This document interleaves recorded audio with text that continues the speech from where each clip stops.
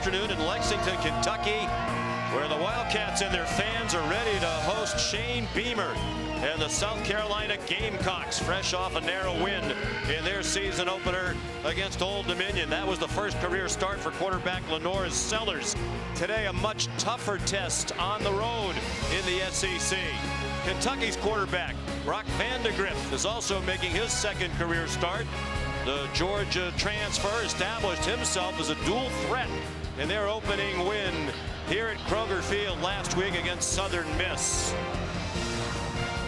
You're watching the SEC on ABC, presented by Burger King. And history will be made today here in Lexington, as this is the first conference game in the new 16-team Southeastern Conference, as South Carolina and Kentucky go head-to-head for the 37th time. They've met every year since 1992. Sean McDonough, Greg McElroy, and Molly McGrath. Delighted to have you with us on this spectacular day. Bright blue skies overhead. It feels like fall. The temperature right around 70 degrees. South Carolina won the toss and deferred. Kentucky elected to take the opening kickoff, and Barryon Brown brought it back to the 19-yard line for a 19-yard return. So here comes Brock Vandegrift, the transfer from Georgia, from Bogart, Georgia, small town of just more than 1,000, about 20 minutes drive away from Athens, Georgia, where he played the last 3 years as a backup for the Georgia Bulldogs behind Stetson Bennett and Carson Beck. Good size, strong and tough, as he demonstrated from the outset of that win against the Golden Eagles of Southern Miss last Saturday. They handed off to Demi Sumo Karngbe, and he got a yard, tackled by Bam Martin Scott. Part of a feisty South Carolina defense that Greg was terrific in the win against Old Dominion. Yeah, very important today for Kentucky to stay on schedule. South Carolina, when you get in obvious passing situations, excellent edge rushers. The freshman Dylan Stewart took over the game last week, and the transfer from Georgia Tech, Kyle Kennard, were really, really impactful.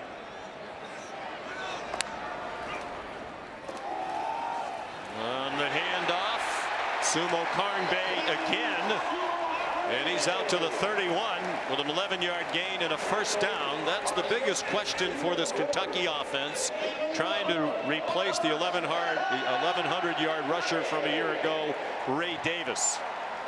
We'll do so right now with Demi Sumo Karngbe, who spent most of his time last year playing slot receiver. And Chip Trainum's supposed to be the guy transferred from Ohio State. He's been banged up with a broken hand. They don't think they'll have him back for several more weeks. Sumo Karngbe out to the 36. So the new offensive coordinator, Bush Hamdan, making it a point to try to establish the run. There's Hamdan, the OC at Boise State last year, and he has their backup quarterback Gavin Wimsatt in the game now, a transfer from Rutgers, and he'll line up at quarterback, and Vandegrift is still on the field, lined up to the left of Wimsatt. They fake the handoff on the jet sweep, and Wimsatt's ahead to the 39-yard line, about 2 yards short of the first down. Wimsatt goes back out.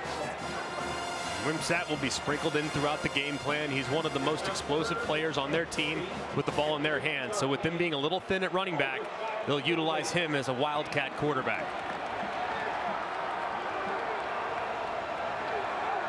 Third down and 3 for Kentucky.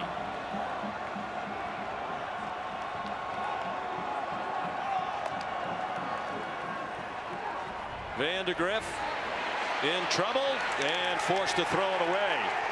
He was pressured by Tonka Hemingway.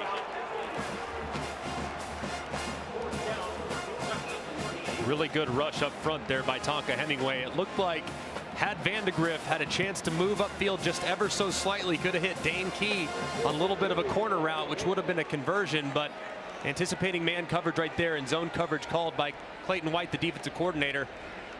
They just didn't guess right as the OC, Bush Hamdan, settled for an incomplete. Wilson Berry on to punt. 26-year-old from Australia, punting into a pretty stiff wind. And that helped knock down the ball at the 24-yard line. Fair catch made by Jalen Kilgore of a 39-yard punt.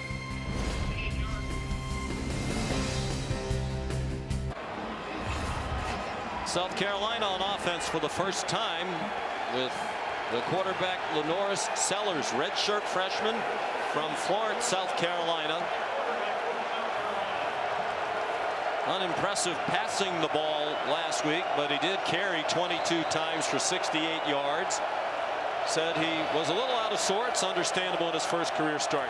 Tends to let it rip a bit more today. They start on the ground with the transfer from Arkansas, Rocket Sanders, for a 2-yard gain. Here are today's impact players, presented by the Home Depot.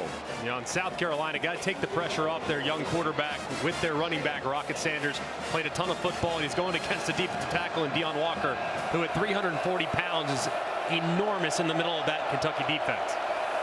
One of the best defensive linemen in the country at 6'8", 340.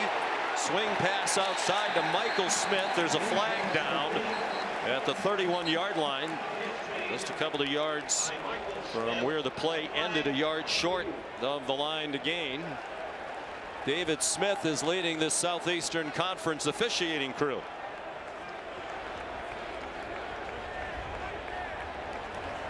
Hold on. Number 15 on the offense. 10-yard penalty on the spot of the foul. Replay, second down. Dale Von Campbell had a hold of J.Q. Hardaway, wiped out a 7-yard gain. And this was a big point of emphasis for South Carolina. The receivers last week on the perimeter did not do a good job blocking. And Campbell, first opportunity, working against Hardaway, who at nearly 200 pounds, almost slips inside. Campbell grabs him, and that was an obvious call by the official.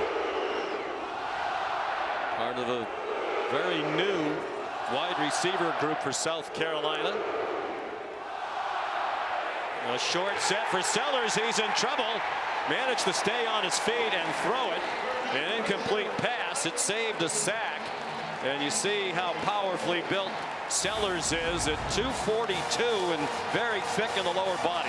And this was a nice game on the right side between the linebacker and the defensive end, but big number 0, Deion Walker, slips right underneath the freshman Josiah Thompson, left tackle. And very dangerous there by Lenoris Sellers.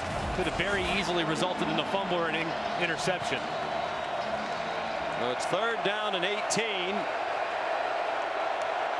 Out of the gun, Sellers. High pass and a good catch by the crosser, Jared Brown. And he scampers out of bounds, well short of the first down. It's a 9-yard gain. But South Carolina will punt after 3 and out on their first possession. And their punter is Kai Kroger, 5th year as their starting punter.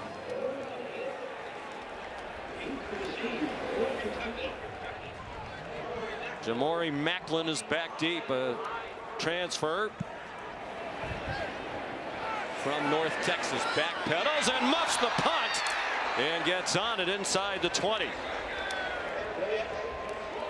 So Kentucky on offense for the 2nd time from its 19. Here's Molly McGrath.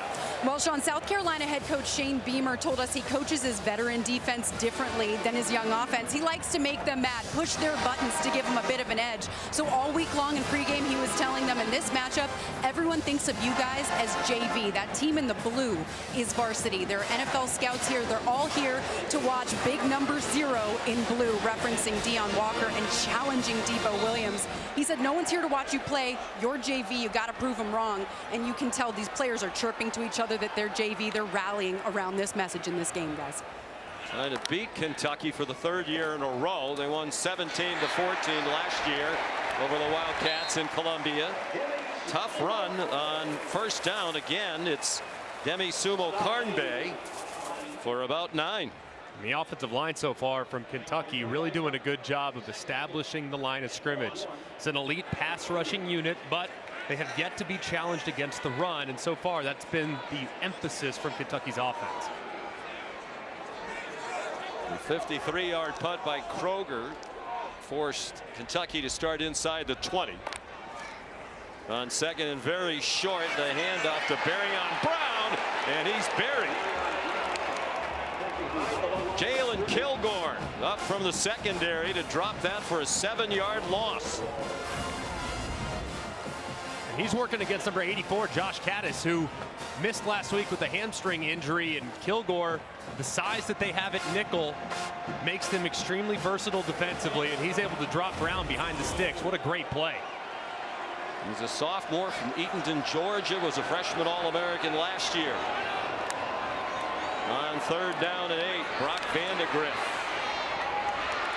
High throw, a good catch, but a very short gain to Jamori Macklin. Just a 2-yard pickup for Macklin, who was at North Texas last year, played a couple of seasons before that at Missouri, where his wide receiver coach was Bush Hamden, who's now the offensive coordinator here at Kentucky. So Wilson buried a punt again into the breeze. We saw the muff punt on the last punt. It is windy, and there is a very bright sky here today. It could be tough handling punts. And that one into the wind is not going very far.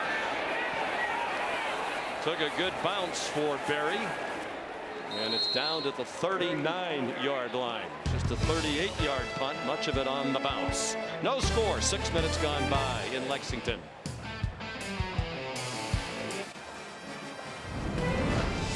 SEC on ABC is presented by Burger King. You rule. And in part by Pronamel Active Shield.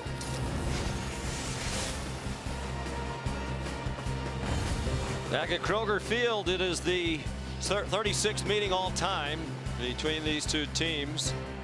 South Carolina with the all-time edge, largely because of that dominance in the early part of this century, and they won 13 out of 14. They've won the last 2. Mark Stoops in Kentucky's won 7 of the last 10 meetings.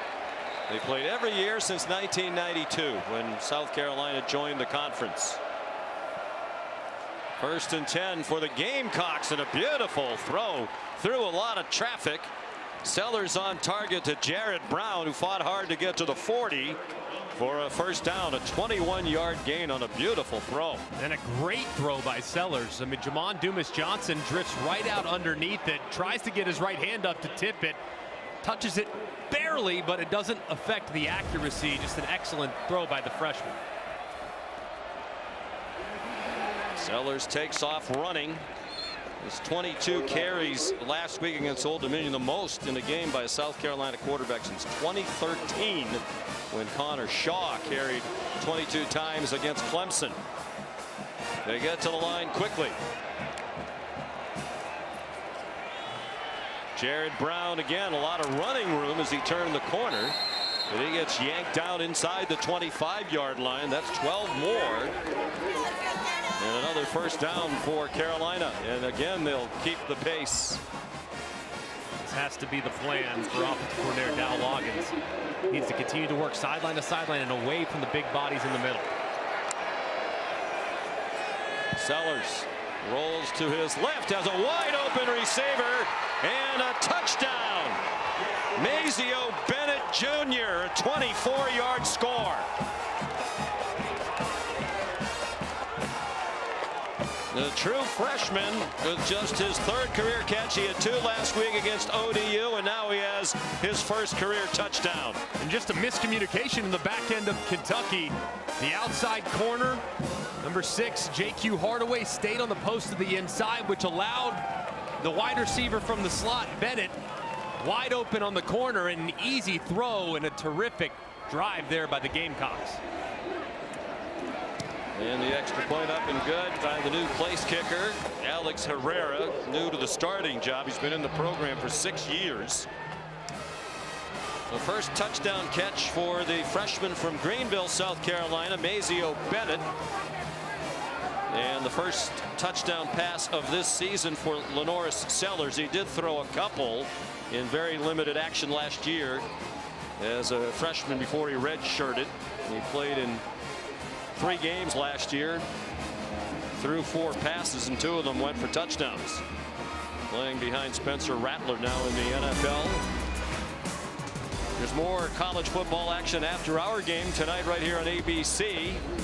At 7:30, number 14 Tennessee and number 24 NC State in the Dukes Mayo Classic neutral site game at Bank of America Stadium in Charlotte.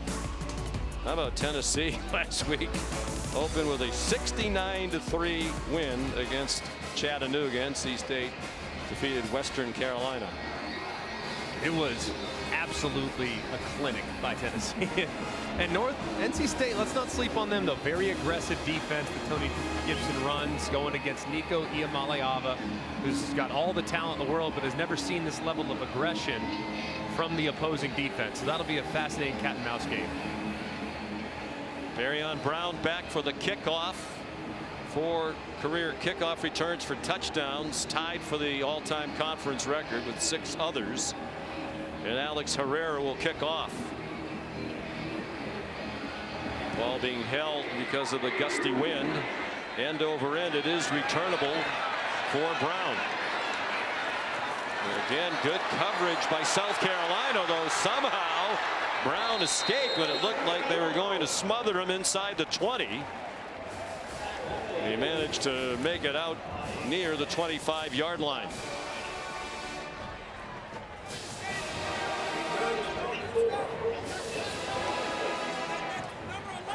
Mazio Bennett the touchdown. Now the Carolina defense on the field midway through this first quarter. Brock Vandegrift opens in the pistol with Jason Patterson, the running back. He's a freshman. And he gets the carry. Went a long way. The ball came out. And it's recovered by Kentucky's Dane Key. 5-yard gain. Patterson went a long way across the line of scrimmage before there was any contact, but once there was some, he lost the football. It looked like as he was going down to the ground, that right elbow in contact with the ground is actually what dislodged the football. Kentucky's had some success running it early in this game. Demi Sumo Karngbe, who is the running back now, to the left of Brock Vandegrift. Vandegrift 1 for 2 passing, throws a deep ball in single coverage, and it is caught. The officials conferring is it inbounds. It is at the 39-yard line. Dane Key the catch with O'Donnell Fortune right there.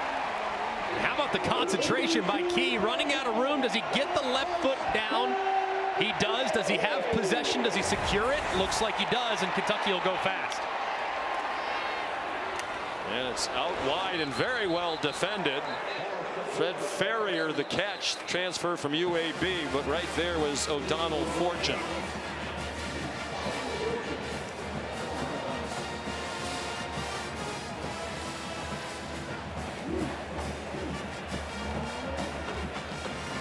And we welcome our ABC audience to Kroger Field in Lexington, Kentucky. It's the SEC on ABC on a spectacular day here on the Bluegrass.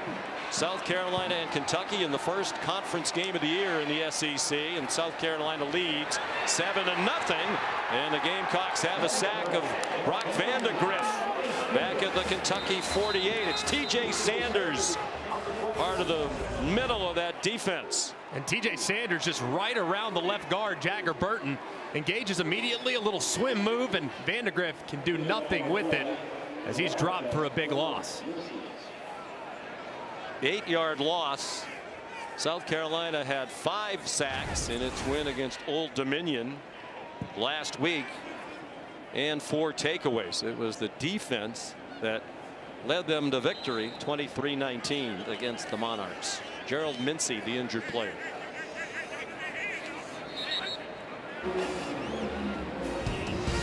You're watching the SEC on ABC, presented by Burger King. From Kroger Field in Lexington, Kentucky, where it feels like fall. Temperatures around 90 here yesterday. We had a brief thunderstorm last evening, really dropped the temperatures. Gusty winds. Brock Vandegrift and Kentucky heading into the breeze here in the first quarter. He's surrounded, lost the football, and Carolina appears to have it. Kyle Kennard knocked the ball out. And it was recovered by Kentucky by Brock Vandegrift. Despite the celebrating the Gamecocks, Kentucky did get it back, but they'll have to punt. And on the right side, Dylan Stewart applying the pressure, and Kennard coming around to the backside. Both arriving at Vandegrift at the exact same time. To see who exactly knocked it free was tough to tell. But just those edge rushers, they took over the game last week and do it again today. They've become a dynamic duo. They each had a strip sack that led to a score for South Carolina last week, and they shared the SEC Defensive Lineman of the Week award. Wilson Berry's third punt, a good one. They'll be down inside the 10-yard line. 47-yard punt. For those of you just joining us on ABC, South Carolina punted on its first possession, then a nifty drive on the second possession. Just 4 plays to go 61 yards. Lenore Sellers to Mazeo Bennett Jr., true freshman, his second game, his first career touchdown reception from 24 yards out. It was a really impressive adjustment by the offense for South Carolina. Started out trying to test things up the middle against Kentucky and didn't find any success in their first drive. So in the second drive, started to work sideline to sideline, get those big bodies moving, and they found a lot of success, not just through the air, but also on the ground.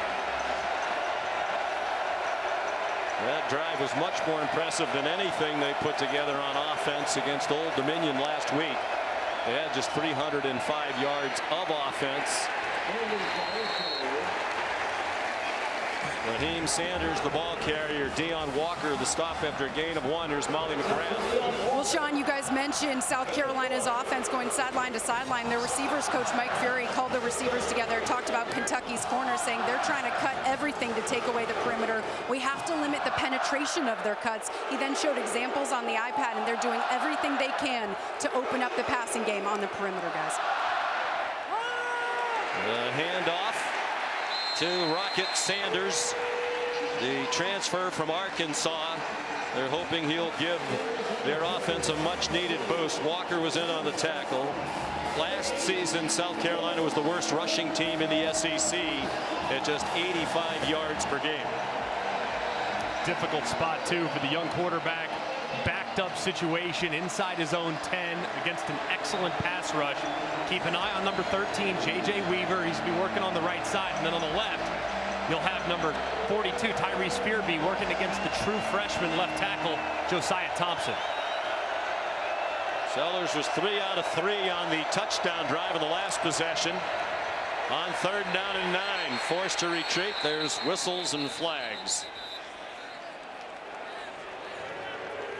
Prior to the snap, timeout, South Carolina. They got a timeout before the flag's thrown for delay of game. Shane Beamer's team on the road in the SEC opener. 3 minutes, 23 seconds. Not only for these two teams, but for the conference. This is the first conference game of this season. History will be made here today, as we said earlier. First game in the 16-team conference. And we talked to both coaches yesterday, Greg, about this one in particular, and they both admitted, you know, this is a very important game. If you're going to have the kind of season both teams hope to have, this is a game you have to win. It's massive because the wins, frankly, are extremely hard to come by. I mean, to expect to beat a Georgia or a Texas, those are going to be tall orders. So to beat the teams that are kind of in the same tier as you, which these two teams are, trying to be those teams that can be the groups that can kind of punch up. So this is a massive game at home for both these teams if they want to get to an 8, 9, potentially a 10-win season.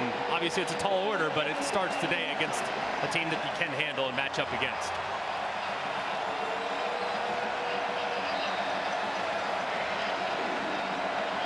So out of the timeout, 3rd down and 9.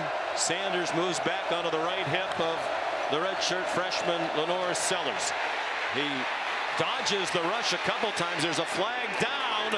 The catch is made for a first down if it stands out at the 27-yard line.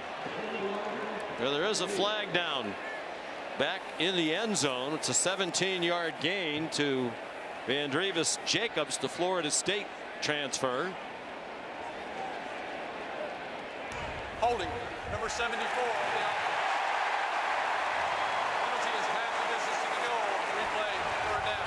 Based on where that flag was thrown, it had to be very close to being in the end zone as well. It's on the true freshman, Josiah Thompson.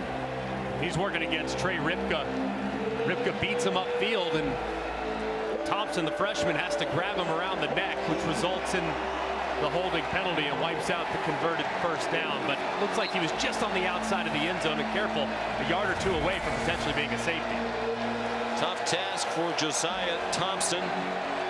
The coaches, Dow Loggins, coordinator, said they'll try to get him some help today in his first conference game on the road against a team that has some power and speed up front. Short set, quick throw, caught. Nazio Bennett ran into a pile at the 12-yard line. Zion Childress leading the way for the Kentucky defense. And it'll be a South Carolina punt. For Kai Kroger, remember this is Beamer ball. Shane Beamer, chip off the old block. His dad, Frank, Hall of Fame coach at Virginia Tech, known for great special teams, which he coached himself. And Shane very involved in the Carolina special teams. They ran a fake punt last week. They went for a touchdown, but was called back for a penalty. Good boot with the win by Kroger. And Jamori Macklin brought it back to the 44-yard line. 57-yard punt, 8-yard return. Brock Vandegrift from Bogart, Georgia. He told us about a 20-minute drive from Athens and the University of Georgia, very small town. He was highly recruited out of Prince Avenue Christian School, where he played for his dad. Sat 3 years at Georgia, 2 behind Stetson Bennett. They won a pair of national championships last year behind Carson Beck. And when Beck decided to return for another year, Brock and his dad Greg decided it was time for Vandegrift to go someplace where he could play. Greg was Brock's high school coach at Prince Avenue Christian School. Brock in trouble and throws it away. Kari Swain came on a corner blitz. They're looking for a grounding call on the South Carolina sideline. And they're going to get it. Flag just dropped by the referee, David Smith. And it doesn't look like Vandegrift ever gets outside the tackle box. He just retreats vertically along that right hash.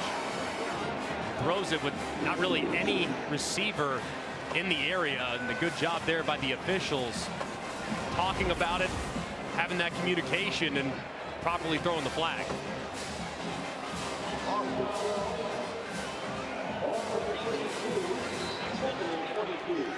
Gerald Mincy has not returned at right tackle after he was helped off. Anthony Crease, number 78, is in at tackle.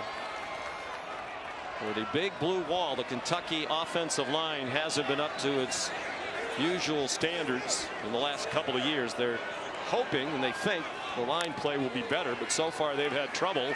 And Vandegrift has been scampering all over the place trying to get away. He could not escape Debo Williams. And clearly he is rattled already, Greg, and understandably by the constant pressure from South Carolina. And they tried to call a quarterback draw. This actually hurt South Carolina on a 44-yard gain last week for a touchdown.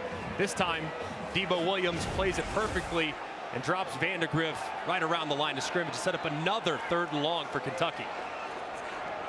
3rd and 23, a minute and a half to go first quarter. 7-0 Gamecocks.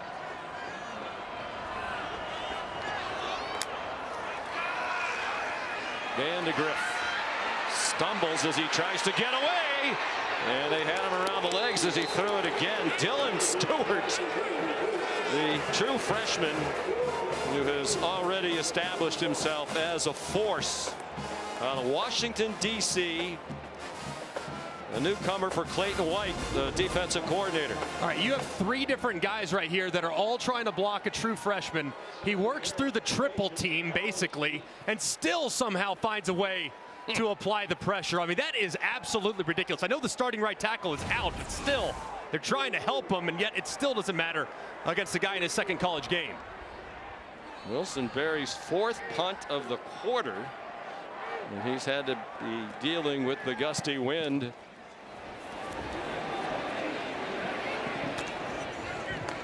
Off another good punt. Juju McDowell The fair catch near the 30-yard line, 42-yard punt.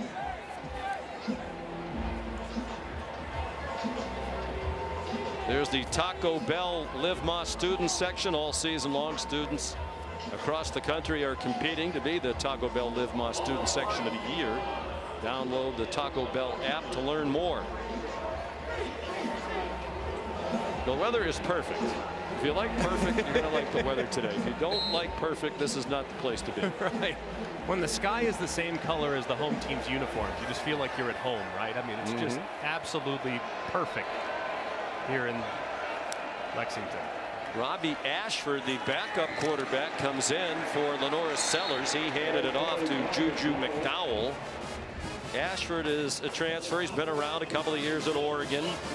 The last couple of years at Auburn, where he made 2 starts, and Lenora Sellers is heading to the South Carolina locker room.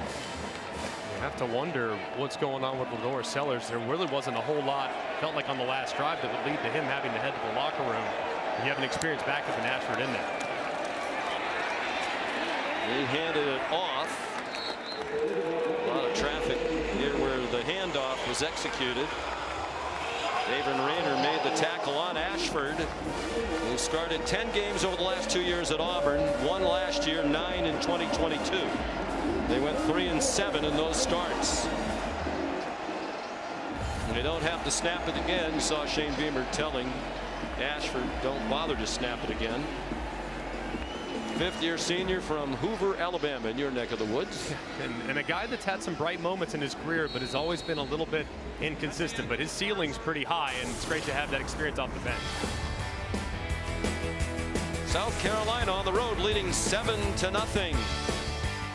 It's the SEC on ABC.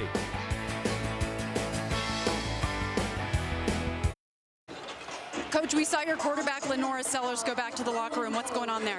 Yeah, he's got a bit of a lower body injury right now. They're going to go in there and take a look at it and you know, see what he can do.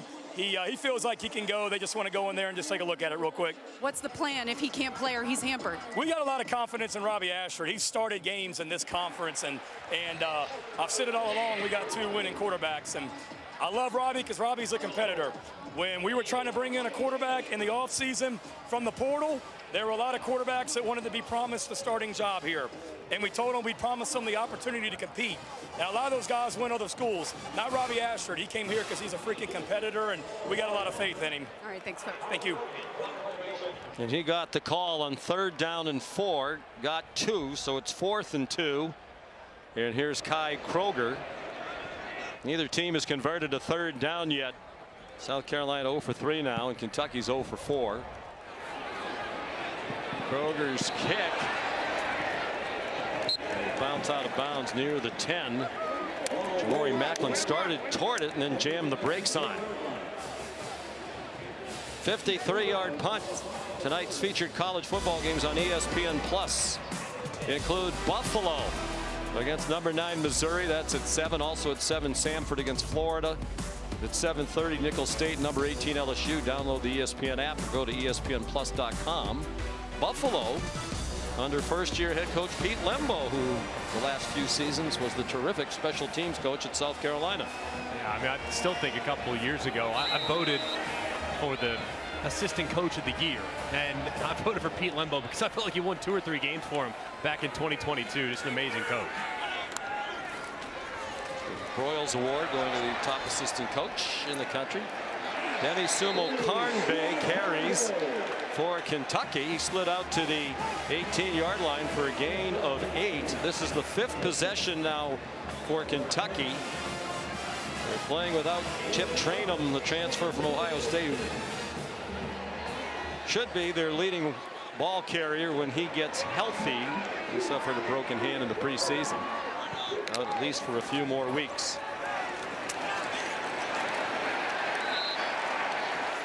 Sumo Carnbay has the 1st down with a 4-yard gain. Bakari Swain made the tackle. It's really kind of been the story for Kentucky. Sumo Carnbay has been very efficient so far today. He's averaging over 6 yards a carry, and Kentucky's kind of been their own worst enemy. They've kind of abandoned the run between the tackles way too soon. They've had some success with it, and they're allowing the speed of South Carolina put a lot of pressure on their passing game, which resulted in negative plays. Now the pistol, Brock Van de Griff, the quarterback, and Sumo Karngbae dropped for a loss. DeAndre Jules, backup defensive tackle, transfer from Pitt. Officially no gain on the play. This is an area for South Carolina where you talk to the defensive coordinator, Clayton White. He said, man, we are so much deeper, really almost at every position, especially at defensive tackle with the addition of Jules and many others. They can go 5-6 deep at defensive tackle, which is a big upgrade from where they've been. Gavin Wimsatt, the backup quarterback, back in there again. He hands it off on the jet sweep to Anthony Brown-Stevens.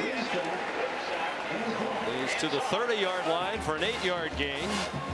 We were told by Bush Hamda, the offense coordinator, we'd see a lot of Wimsatt today, and for the most part, when he comes into the game, Van de Griff will stay on the field.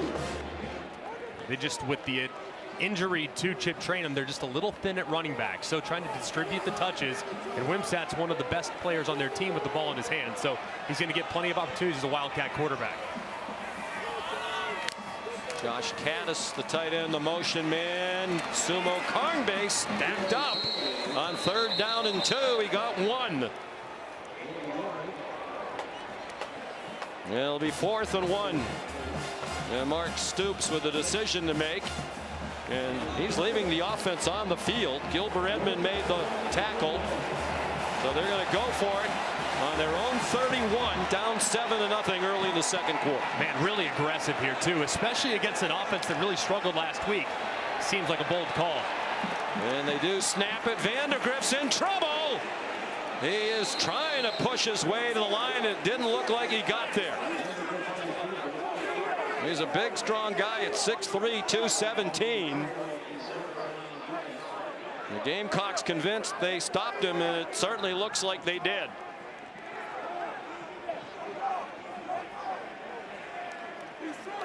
They did. They don't even need a measurement. 1st down, South Carolina, as Shane Beamer's defense gets the ball back on downs. And the 2 defensive tackles, number 91 Hemingway and 95 Huntley, they just get underneath the lower guys along the interior of the offensive line. And I understand being aggressive in plus territory, but this to me makes very little sense. Defense has played pretty well. Beamer loves what he just saw from his defensive front. You have a backup quarterback in the game for South Carolina. Just can't be on board with going for it in your own end right now, and now giving them the short field. Certainly the Gamecocks were looking for the keeper from Van de Griff. They had a big pile right over the center and guards. It's a veteran offensive line on both sides. South Carolina's O-line has 154 combined college starts. Robbie Ashford still the quarterback. Rocket Sanders tried to bounce it outside and could not get there. Good tackle in space by Zion Childress, the senior from Houston, transfer from Texas State, where he played a couple of years, and Lenora Sellers is back on the field. Hopefully he'll be all right. It doesn't look as though he's running with any limitations whatsoever. He kind of pointed to the right side, right hip area when he went off the field initially, so hopefully everything checked out for the quarterback. Ashford on a quarterback delay, looked like a design run for him, and it's effective. He's inside the 15, and it's a 1st down for South Carolina. This is really nicely designed. Just a little counter action between the left guard pulling and the tight end, number 87, Brady Hunt, who gets a kick out as well up the 2nd level, and really strong run there by Ashford, who refuses to go down as inside the red zone. Robbie 6'2", 229, 5th-year senior. 21 years old. Will turn 22 next month. He gave it to Raheem Sanders, and Childress made another tackle, playing in his 52nd career game, most on the Wildcat team. Very experienced defense under defense coordinator Brad White. And in the red zone, this is where they've really been good over the years. They're a bend don't break group, and in the red zone they've been highly efficient. Last year not as much, so looking for improvement here in 24.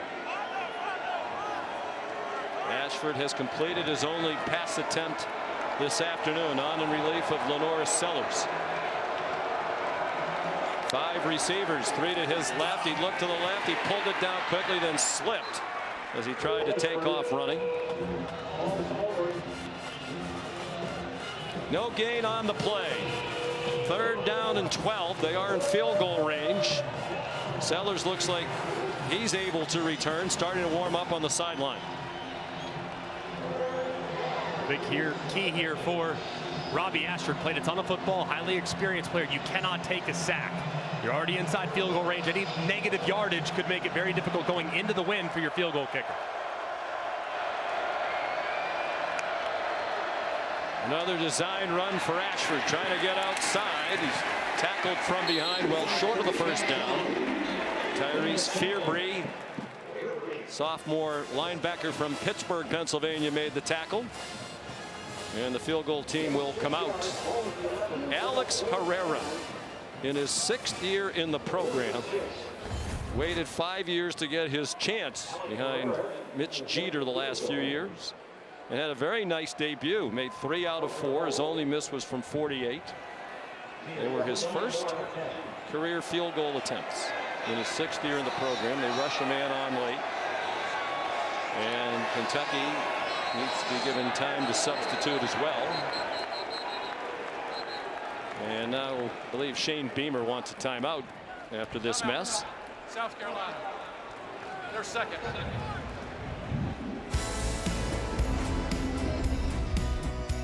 8:10 to go, 2nd quarter. Beamer and the Gamecocks leading at Kentucky 7-0. Some alert coaching by Mark Stoops and his staff forced South Carolina to use a timeout. And now a 29-yard attempt upcoming for Herrera. In the Shane Beamer era, the field goal kickers for South Carolina have made 42 out of 46. That's 91.3%, best in the SEC in that span. Kai Kroger is the holder.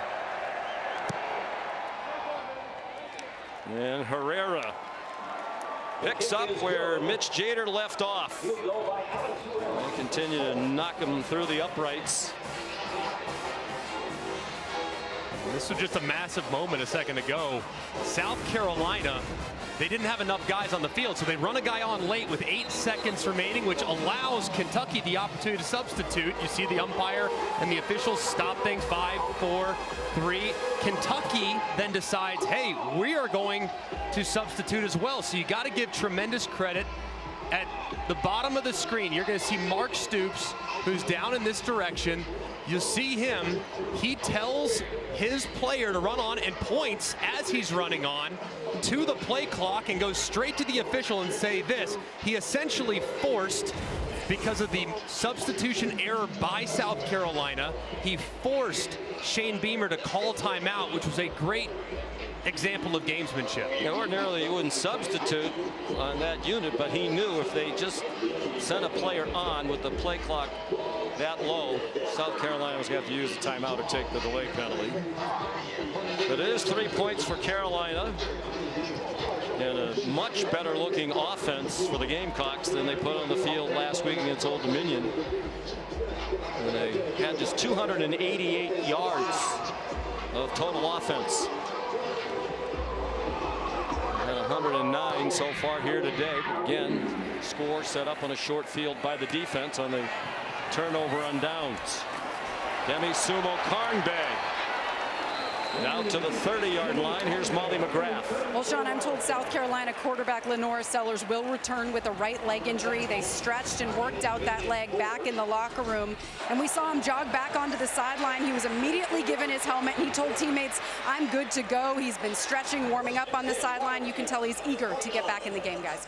And he kind of points as he's walking off the field to his right hip. Kind of indicated to Shane Beamer that that was the issue. So glad to see everything checked out, and he'll be all right and able to return. That's a lot of leg on which to have an injury. He squats 590 pounds. Sumo Karnbay breaking tackles. He's had some good runs. Not going to be an explosive home run threat, but if he can keep giving them 8 or 9 with regularity, they'll take it. And it looked like as he was going through the hole, might have gotten away with a face mask by Bam Martin Scott, whose right hand was up into the grill of Sumo Karngbae. Got away with one there. 9-yard gain out of the pistol. They stick with Sumo Karngbae, senior from Willingboro, New Jersey. Started his career at North Carolina State, played a couple of years there, and is now in his 2nd season here in Lexington. Primarily played slot receiver last year because they were a little inconsistent, at times banged up. They brought in Chip Trainum to be the bell cow and Sumo Karngbae to be the change of pace guy, but now he's been thrust into the role and has answered today. Big shoes to fill. They've had a lot of terrific running backs here under Mark Stoops, including Ray Davis last year. Quick hitter, Demi Sumo Karngbae ran into Bam Martin Scott in a 6-name collision. 9-yard gain. They have not been the big comeback team since 2020 when trailing by 10 or more. 1-18. The only win against Louisville in 2023. And one of the highlights of the Stoops era, they've defeated their in-state rivals, the Cardinals, 5 years in a row. Jason Patterson, the freshman, banged out of bounds by Nick Eamon-Wari, the free safety. But another quality gain on the run. 8 yards. Kentucky continues to have some success running the football. You just got to avoid those big negative plays, which has really kind of disrupted the rhythm of the offense. But here on a 2nd and short, I might go big play action, see if I can't throw it over the top of an aggressive safety.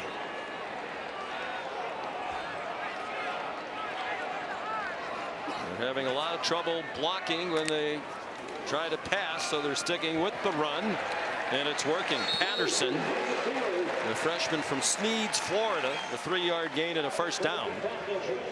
He led the state of Florida in rushing as a junior, more than 2,700 yards rushing. That's a state packed with talent.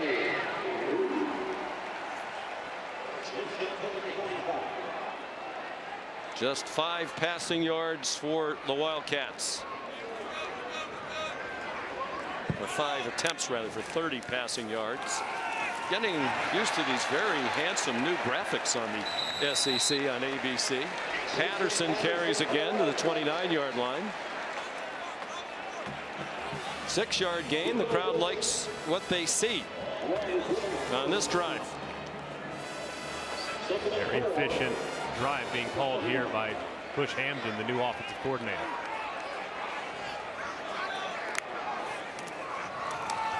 Sumo Karngbae. Bush Hamden has a lot of faith in him, but he's not really going to be the feature back like they've had here. The Benny Snells and Chris Rodriguez, Lynn Bowden and Boone Williams, among others. But he's more than capable of being an effective SEC player, and he has 67 yards rushing on 12 carries today. Yeah, he's not going to be a guy that's ever going to average 200, 220 like Ray Davis did at his time in both Vanderbilt and Kentucky, but he's very capable between the tackles. They're 0 for 5 on 3rd down. This is 3rd and less than a yard. Sumo Karngbae swung down, but he has the 1st down. Judge Collier, a cornerback, made the stop for South Carolina. We're under 4 minutes to go now in the 1st half. 10-0 Gamecocks.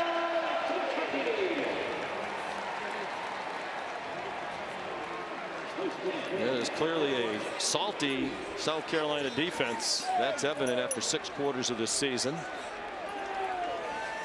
And their win last week against Old Dominion, they had 2 strip sacks inside the 10-yard line.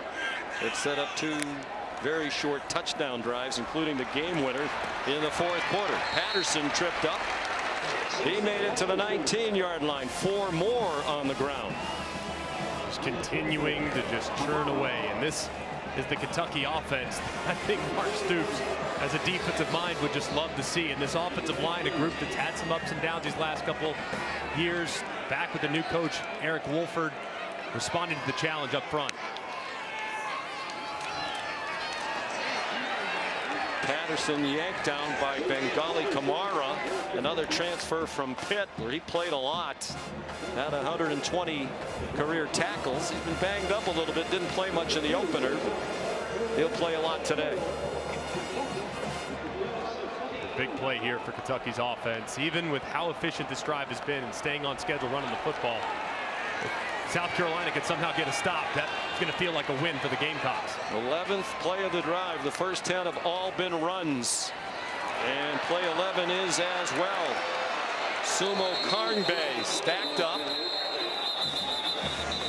Well, they went for a fourth and very short in their own territory and got stuffed. This is 4th and almost 2, and Mark Stoops is going to send the field goal team on now. And it'll come after the 2-minute timeout.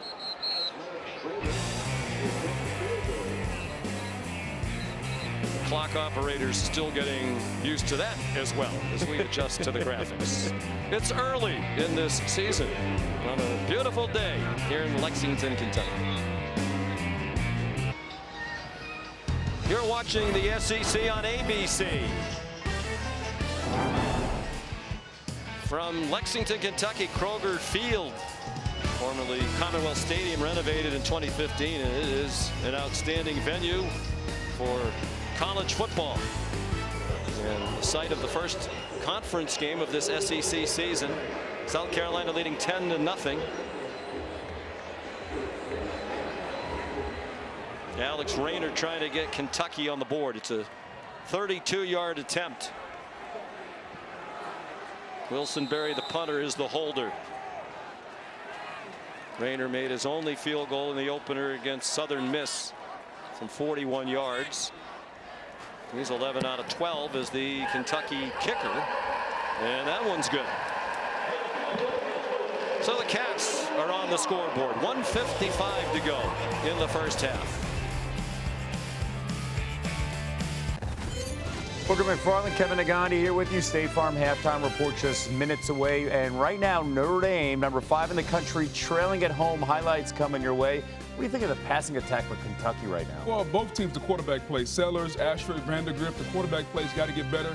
It's almost as if Greg McElroy's come back and he's still playing. Not good. Oh, man. Sean, back to you. Hello, Greg. No, I was hoping for Greg's sake that tradition was going to end at the end of last season, but apparently it has not. Oh, goodness. Just low-hanging fruit from the studio. Aiden LaRosse kicks off after Kentucky's field goal. Capped a 57-yard drive. They had 51 yards total on their first 5 possessions. Here's a look at coverage where it counts, presented by T-Mobile. And after a bit of a slow start, South Carolina started to find some rhythm offensively. They get Jared Brown going. They don't really have a lot of success right up the middle against Kentucky. They're too big, they're too physical up front, but they can live a little bit on the perimeter. Find it on the jet sweep, and then they move the pocket for Lenora Sellers. Simplify the read. You see the bust in the back end defensively by Kentucky results in an easy touchdown to Mazio Bennett Jr. Really did a good job of adjusting, Dowell Logans did, after a bit of a slow start against a really stout front for Kentucky. Lenora Sellers is back in. See how they play it with under 2 minutes to go. Just one timeout left. He lost the ball, went straight up in the air and caught out of midair. It was J.J. Weaver who knocked the ball out, and it was Joshua Smith, the tight end, who is able to field it to loss of 7 on the play. You might take a look at it. Is his hand moving forward? Doesn't look like it is right there, and big play by Kentucky's defense. Coming up tomorrow at 2 in the afternoon on ABC and ESPN Plus, the men's championship match from the U.S. Open. Number 1 Yannick Sinner against 12-seeded Taylor Fritz, who's trying to become the first American man to win the U.S. Open since Andy Roddick back in 2003. Coverage starts with the men's preview show at 1. What a very exciting tournament that has been. Jessica Pegula, an American, is in the women's final as we speak. After the Kentucky timeout, Mark Stoops wants the ball back. Lenora Sellers, high throw, intercepted. Ty Bryant brings it back back inside the 30. His first career interception for the sophomore from right down the road here in Lexington Frederick Douglass High School. And a lot of zone defense from Kentucky. You see all the defenders with eyes in the backfield just reading where Lenora Sellers is looking, and he makes a big mistake. Really bad throw, bad decision in this situation, end of half situation, under 2 minutes, trying to force it, misses high.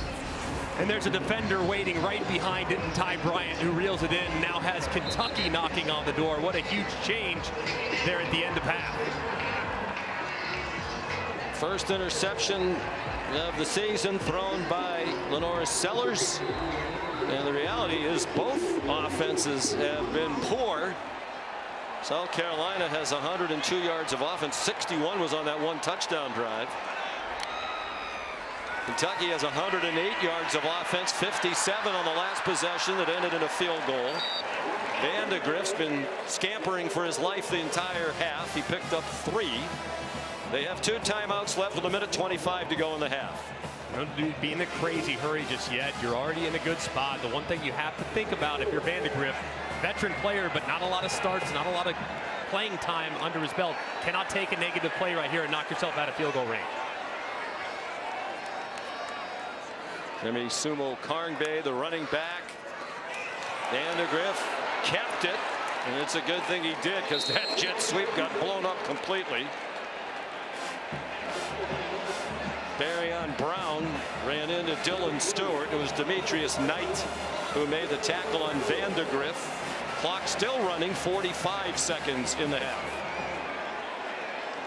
And a long time to get the play in here for the Wildcats. They run the ball in 18 straight plays. They cannot block the South Carolina pass rush, and that was Bush Hamden's biggest concern entering the game, particularly Kennard and Stewart. Short set and an off-target throw. Dane Key lunged for it. Couldn't retrieve it with Judge Collier in coverage. And the offense continues weak. They're now 1 out of 8 on 3rd down. I think you have to give credit to both defenses, really. These are 2 very good defensive units. Excellent groups, especially along both lines of scrimmage. But that throw just off the mark there from Vandegrift on a pretty critical 3rd down. Alex Rayner now with 332 career points. Second among all active players. He's in his 2nd year at Kentucky. He spent 3 years at Georgia Southern prior to that. Outstanding in both places. That's a 39-yard field goal. He's now made 58 3-pointers in his career. It's 10-6. Thursday. That's not good news for Kentucky. Jagger Burton, their starting left guard, helped off the field after the successful field goal. He's a stalwart on the offensive line. He's started every game the last 2 seasons. Today is 27th career start. They've already lost their starting right tackle Gerald Mincy earlier in the game. So 19 seconds to go in this first half. And more of the same in this rivalry. Ordinarily when they play, they're low-scoring games. Last year it was a 17-14 South Carolina win in Columbia. Aiden LaRosse kicks off. Transfer from Tennessee Martin. He was at Charlotte before that. Even the kickers are going to 2 or 3 or more schools.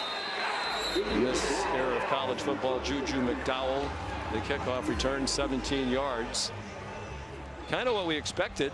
If you're an offensive enthusiast, you're not getting what you like. But we came into this knowing, 2 very good defensive teams, 2 inexperienced quarterbacks. Yeah, and 2 defensive lines that can just take over the game. And it's been difficult, really, to get a whole lot going offensively without taking 2 steps forward and then 1 significant step back. So now, for both offensive coordinators, Bush Hamden of Kentucky and Dow Loggins of South Carolina, you got to figure out a way here in the second half to avoid those massive negative plays that give the momentum to the defense and basically force you to punt the ball.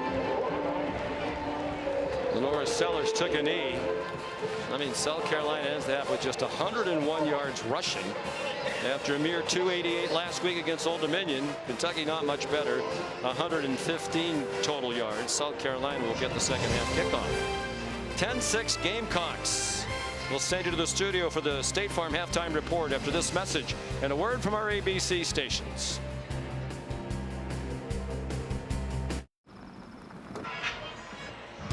You're watching the SEC on ABC, presented by Burger King. From Kroger Field in Lexington, Kentucky, the first conference game of this SEC season. And South Carolina leads Kentucky 10-6 at the half. A look at some impact players presented by Home Depot. And in the case, Greg McElroy of Lenora Sellers, his numbers below what they would have been because he missed just about half of the first half with a lower body injury. Really played a very clean first half, with the exception of the terrible decision at the end, which led to a field goal for Kentucky right before the end of half. So a solid first half, but a little bit up and down on the other side. Demi Sumo-Karngbe for Kentucky really had a lot of rhythm running the football between the tackles. Aiden LaRosse kicks off. It'll be the touchback. Sean McDonough and Greg McElroy, we had 216 yards of total offense between the two teams in the first half. And, you know, I think if you're Kentucky in particular, Greg, you have a problem because you can't block in the passing game. You're not even trying to throw it anymore. And they don't have a home run hitter in the running game among the running backs. Yeah, it's 3 yards of cloud of dust right now. That's the recipe for Kentucky here in the second half. I mean, every time they dropped back, it's almost like bad things happen because of the pass rush that's relentless by South Carolina. And then for South Carolina, they've had some good moments. It just, you had one bad mistake by your quarterback, and then you played most of the second quarter with your backup. So got to feel better if you're offensively for South Carolina. Lenora Sellers comes out throwing, and he's on target to Michael Smith, a freshman tight end, for an 8-yard gain. Shane Beamer loves Michael Smith, that he is a dude. Sellers left the game at 3:17 of the first quarter, returned with under 2 minutes to go in the second quarter. Raheem Sanders carries out to the 41. He had 5 carries in the first half for no yards gained. And 8 yards right there, and you got to get him going. Take some of the pressure off Lenora Sellers, and much of what South Carolina's been able to do offensively has really been sideline to sideline. At some point, they have to commit to trying to get more vertical in the run game. We get to the line quickly. Play fake by Sellers. He didn't see the rusher coming. The ball got loose, and it got picked up by Michael Smith, the dude who was in the right place. Maxwell Hairston came on the blitz and knocked the ball out, but Kentucky didn't get possession of it. It's still a loss of 2. And this is a really big ask of the true freshman Michael Smith. You got a corner who's excellent off the edge, and Hairston that's blitzing and breathing fire. He dislodges the football, but somehow Michael Smith still saves a lot of yardage there by picking it up and getting what he can. But a tough ask there on the true freshman. Hairston, an outstanding corner. Defense coordinator Brad White says we want him to lock down one side of the field. Another blitz, another loose ball. And this time it looked like the Cats might have gotten it. They did not. Zion Childress came on the blitz, another secondary blitzer, and Kamar Bell, the left guard, recovered the fumble. And just right off the edge goes Zion Childress, and Kentucky not a team that blitzes very often, very rare. Because Brad White, the coordinator, called the blitz. The ball is dislodged. It looked like immediately Deion Walker was going to reel it in, but somehow, miraculously, one of the South Carolina offensive linemen, Kamar Bell, is able to somehow pull it away to secure possession inside their own end. Well, they're one of the least blitzing teams in the country. Did not blitz at all in the first half. Of course, there wasn't much drop back game from South Carolina. There's Brad White in his 6th year as defensive coordinator. Very rarely does he bring pressure, but they did it on 2 plays in a row, and it worked to perfection. Since he took over in 2019, just 15% of opponents' dropbacks have been blitzed. That's the lowest number in the FBS. So very rare, but effective when Brad White dials it up. After a delay of game, it's 3rd down and 24. Lenora Sellers, the redshirt freshman, looking to the sideline for some guidance. Shane Beamer's on the field looking like he might call a timeout. Well, the play clock isn't running, so he doesn't need to do that. Whatever that was about, it's running now. Sanders, the running back, under duress. Sellers got it off. It's incomplete. Intended for Jared Brown. So both offensive coaching staffs were concerned about defenders on the other team who can, in their words, wreck the game. And that's what's happening right now. Yeah, and it looked like at halftime, the defensive staff of Kentucky said, hey, we need to make sure that we speed up the process for the young quarterback, Lenora Sellers. By doing that, you bring pressure. They did so on 1st and 2nd down, and it led to a lot of negative yardage and a couple bad decisions. Kai Kroger punted 3 times for a 54.7 average. And this is another booming punt back at the 15-yard line. Jamori Macklin trying to get outside, and he could not. 58-yard punt, 8 yards on the return. Well, the first player out of Kentucky's locker room at halftime was injured left guard Jagger Burton. He jogged back and forth with training staff, was frustrated, shaking his head in pain and frustration. Head coach Mark Stoops told me that he's most likely not going to play, but training staff says he's lobbying to try to go back in, but he is not healthy. But they're hoping Gerald Mincy is going to return to bolster the line, and I'm told the O-line needs to be better. He said we're better when we're running the ball downhill, not going side to side. Guys. Nowhere to run there for Demi Sumo Karngbe. So the good news is Gerald Mincy is back in at right tackle. He left in the first half, had to be helped off. But Jagger Burton, who's been a fixture at left guard for 2+ seasons now, is out. And Dylan Ray, number 73, is in, who's played very little. It's a transfer from West Virginia. His dad, John, was an outstanding offensive lineman, went on to play for the Indianapolis Colts. 2nd and 10. Sumo Karngbe rushed for 73 yards in the first half. His career high is 79. Vandegrift under duress. Intended for Dane Key. The pressure came from Kyle Kennard, the transfer from Georgia Tech, who's made an immediate impact at South Carolina. And these 2 edge rushers have been outstanding. Even in the first game last week, Kyle Kennard and Dylan Stewart here in obvious 3rd downs. So tough on the quarterback, especially a young quarterback like Brock Vandegrift. I'd be thinking screen. I mean, something to slow these guys down who are just breathing fire off the edge. In the second quarter, Kentucky ran the ball 19 times and threw 1 pass.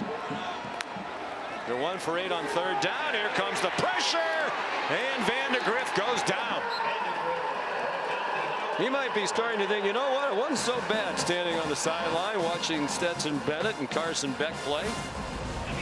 And just 2 Gamecock defenders right up the middle in the A gap. As soon as you see the left movement of the center, Eli Cox, that frees up the linebacker to drop back. You just don't.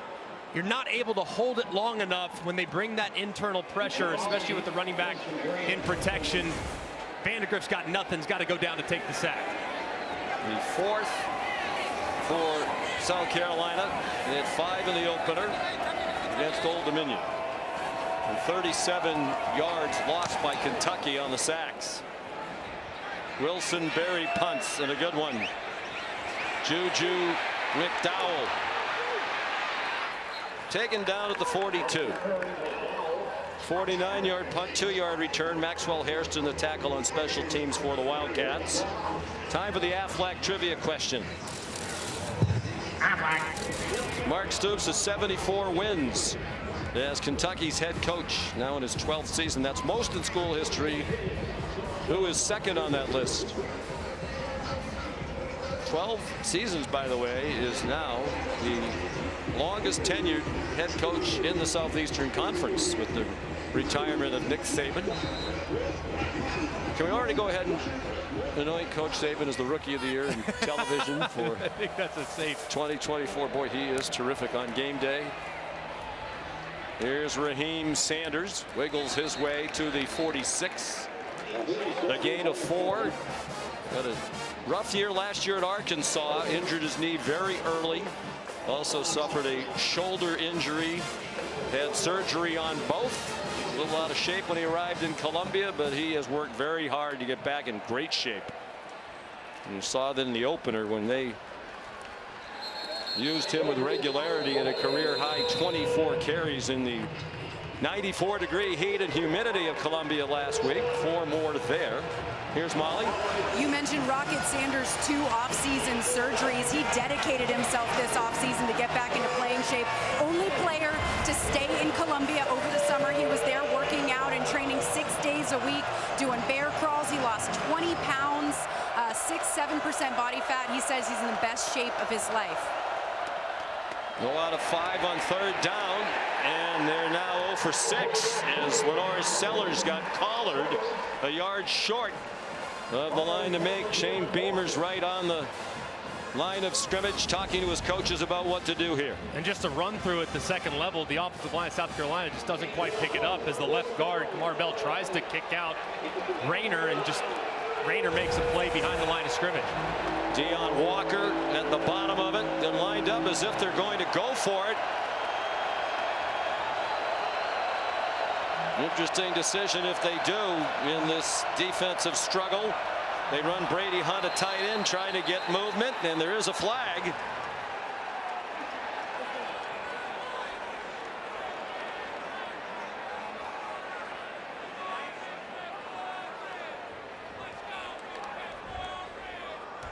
Offside on the defense, number 8.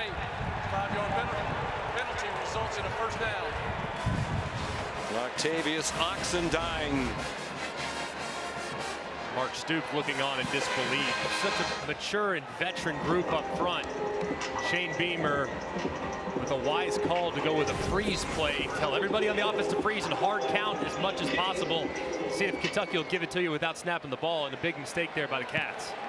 And the 5th-year senior Oxendine jumped. Probably weren't going to snap it, you would think. Now on 1st down, Michael Smith is stopped. Let's bring in Matt Austin. Matt, a lot of talk this year about they're going to crack down on things done by the offense to try to get the defenses to jump. Yeah, and I don't like the call on the field on this play. The defender definitely jumped in the neutral zone, but the rule is the offense is allowed to react, but it has to be a natural reaction. Reaching out forward and touching the defender, that's not a natural reaction. I think that should have gone on the offense. All right, thank you, Matt. Robbie Ashford back in, and he gets buried for a loss. Back at the 48-yard line by De'Eric Jackson, who's been Kentucky's leading tackler in each of the previous 2 seasons. And both these defenses now, I mean, they are being so aggressive and trying to fly downhill. At some point, even if it's not in success, you have to take some shots downfield because these safeties and these linebackers, they are sprinting to the line of scrimmage almost as soon as the ball is snapped. Lenore Sellers back in. They're 0 for 6 on 3rd down. And Kentucky's 1 out of 9. Sellers dodged the rush and found a wide open receiver. Mazio Bennett, who has the only touchdown in this game, with a huge catch, 32 yards on a broken play. It was Tyrese Fearbry who forced Sellers away from the pocket. And a great job here by Sellers. Playing like a veteran as Fearby's unblocked, runs right around. Sellers keeps his eyes downfield, continues to move, remains in a passing posture, and finds the receiver downfield in Bennett. Just a great job there by the freshman. Rocket Sanders is the running back. They fake a pitch to him. Another open receiver and a touchdown. Joshua Simon, the tight end, 16 yards.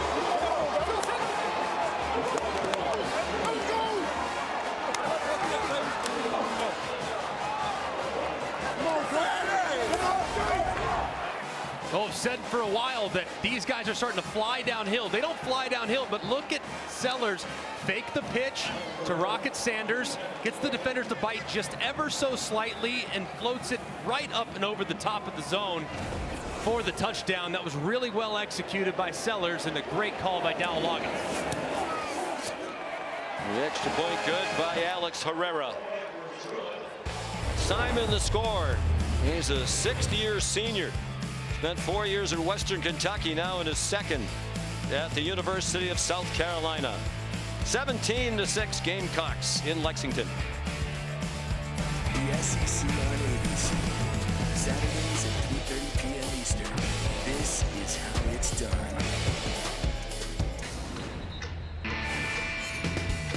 Time now for our player check-in presented by Allstate. How about the play by Lenore Sellers on the last couple snaps for the Gamecocks? Keeping the drive alive on third down, avoiding the rush, keeping his eyes downfield, making a nice throw, and then holding those secondary level defenders of Kentucky with a quick little pitch play action. And he throws the seam right behind him. Just excellent execution. The last two snaps from Sellers, and you see this young man, a man that looked a little bit at times. He had deer in headlights last week. He admitted that. Yeah, and who wouldn't? It's your first college start. It's a pivotal moment in your career. Looking like he's settling in. You see when this young man has confidence, he can play at a really high level. Nice ability to avoid the rush. You know, he has the knack for stepping in the right direction. He has the strength to stay on his feet when they wrap him up. Sumo Karnbeg blasted inside the 15-yard line after just a 10-yard kickoff return. But where does Kentucky go for answers? They can't block the pass rush. They've completed 3 passes and they've given up 4 sacks. And they really don't have an explosive running back. They have to get the passing game going at some point. I mean, Brock Vandegrift trying very few throws in the second quarter. The one he did try was off the mark, probably because he was cold, hadn't thrown in forever. So got to get him into a rhythm because you're going to need the passing game at some point. Because right now playing from behind, not going to be able to run it 4 yards in a cloud of dust over and over again. Transfer from Georgia. Comes out with a play action pass, giving time. That time there's a flag down. Back by the line of scrimmage on a completion to Dane Key. They finally complete one down the field. Will it come back? There are actually a couple of flags. Vandegrift's clapping as if it's against South Carolina.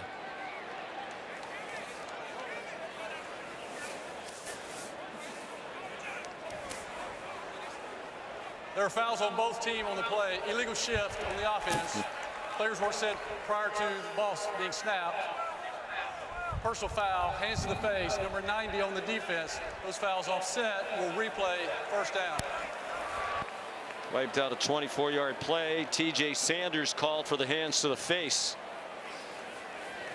I mean, that is just massive. I mean, the illegal shift is so correctable. He has the tight end on the right side of the line of scrimmage that's moving as he sends the motion. If you watch Dingle, 85, he's going to scoot straight back as they bring the motion. So 2 guys are moving at the same time. So not only is this a massive play, you wipe out a huge completion plus 15 yards on top of it. So for that 5-yard shift, it's really almost 30 yards of field position. Took down a 24-yard gain. Sumo Karnbeg with another flag down at the line of scrimmage. Is this going to wipe out an 8-yard gain? Actually got 9. Bam Martin Scott the tackle. Holding on the offense, number 73. Penalty is half the distance to the goal. Replay first down. It's Dylan Ray, the backup, who has come in for Jagger Burton at guard. He was engaged with TJ Sanders there, and as the back gets to the outside, he grabs the left shoulder, the right shoulder, excuse me, of Sanders, and the center judge is able to see that pretty clearly. And just 2 huge mistakes from Kentucky out of the gate. They actually had a couple of effective plays. 2 plays that would have been a combined 33 yards wiped out because of the flags. They're back on their own 6, 1st and 16. Running room for Sumo Karnbeg. There's another flag down at the line of scrimmage. Fans booing The officials thinking that this is going to be another call against Kentucky. Holding, number 69 on the offense. Penalty is half the distance of the goal. Replay, first down. Marcus Cox, the guilty party, 7th year offensive tackle. This is just brutal by a guy that's played a ton of football. It's almost like he comes out a little bit too flat. Brian Thomas works right around him, and he grabs him by the horse collar behind to have a big holding call. Just bad footwork there by the left tackle Cox. It's about as frustrating as it gets for Kentucky. That took down a 13-yard play. They've had 46 yards in gains, wiped out by the penalties. It's still first down and 19. Sumo Karnbe knocked down by Debo Williams for a loss of 1. 5th-year senior out of Smyrna, Delaware. When he came out of Smyrna, he was heading to the University of Delaware. Didn't have any Power 5 offers, but they shut down the 2020 season because of COVID. He never played for the Blue Hens. Came to South Carolina and has emerged as a first-team all-conference linebacker a year ago.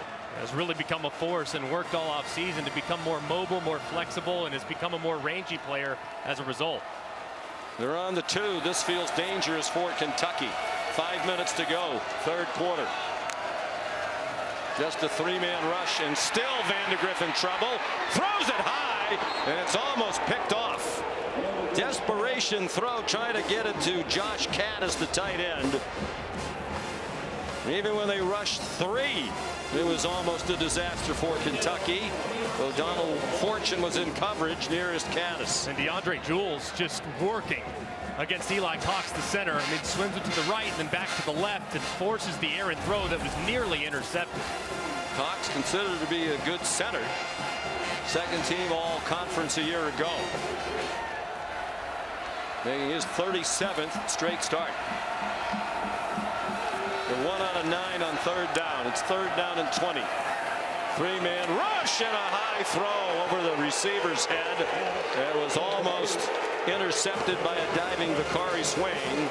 And now they're not booing the officials. They're booing this Kentucky offense. So frustrating there from Kentucky. I mean, to give up pass rush against blitz or against 4-man pressure, that's understandable, especially against a group like this. But to make mistakes on 3 consecutive plays and to give up pressure against a 3-man rush to a nose guard and a 7-man protection, it's almost inexcusable. Wilson Berry punting for the 6th time.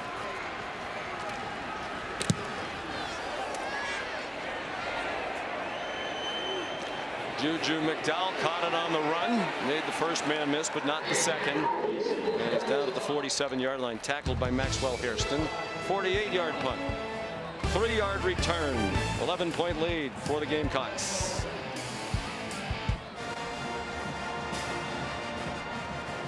Time to answer our Aflac trivia question. Mark Stoops winning as coach at Kentucky with 74 all-time wins. Who's second? I'm going to say Bear Bryant. Correct. With 60 back in the 40s and early 50s. Mark Stoops done a very nice job here. Today has been ugly for his team. That last possession was officially minus 10 yards, but they had 3 penalties that wiped out 46. And if you're wondering why the ball's on the 43, they also had a penalty on the punt for an illegal shift. So South Carolina took the penalty yardage on the end of the play. Pass from Lenora Sellers through the hands of Rocket Sanders. Sellers was originally committed to go to the University of Virginia when Brocco Mendenhall left as head coach.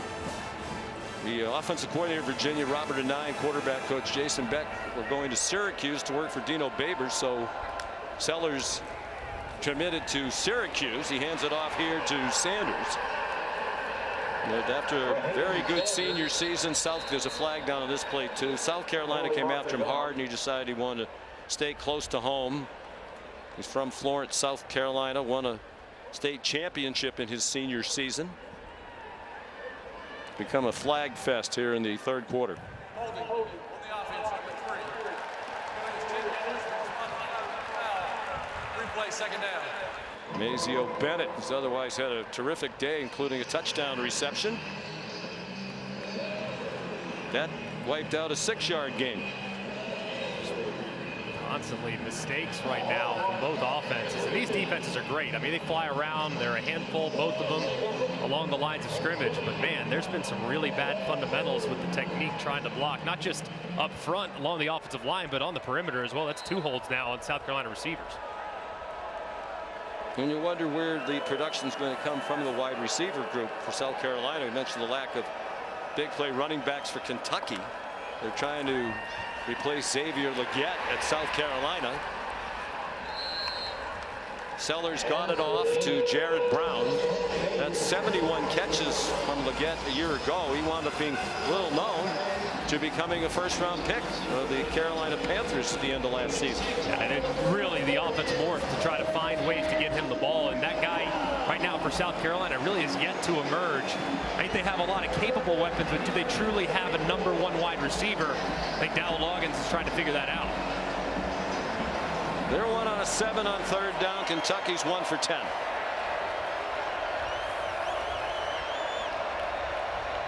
Bennett went in motion and came back. Sellers a clean pocket, pulled it down, and then completes one for a first down. Out of bounds at the 31-yard line. Jared Brown, with DJ Waller Jr. making the tackle. A gain of 13, and their best cornerback, Maxwell Hairston, is on his way to the Kentucky locker room. Potentially a big loss to a guy that's been so effective in intercepting balls and kind of changing the momentum of the game. So potentially a big loss there for Kentucky. Straight ahead, Rocket Sanders to the 27. Molly? Yeah, Sean, Maxwell Hairston was really emotional, throwing his helmet in frustration and pain on the sideline. He was dealing with an apparent left shoulder injury. He's going back for further evaluation. I'll keep you updated as soon as I know more. Big loss for Mark Stoops. We mentioned earlier that Brad White, the coordinator, said Hairston's the guy who they count on to just lock down one side of the field. There's 5 career interceptions. He had 2 pick sixes in a game last year.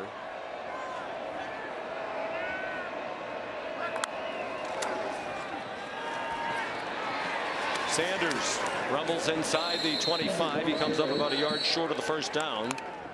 DJ Waller, another tackle. He is in there for Hairston, the backup corner who transferred to Kentucky from Michigan. Big down here for Kentucky's defense, forcing a field goal after really South Carolina had great field position after the terrible drive by their offense. Forcing them to settle for 3 would be absolutely massive to kind of swing momentum back onto their side. De'Aaron Jackson came off the field, as you saw. He's been their leading tackler the last couple of years.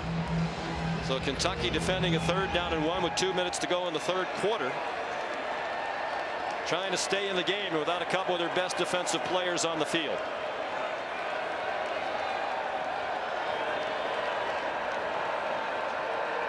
Play clock at 5.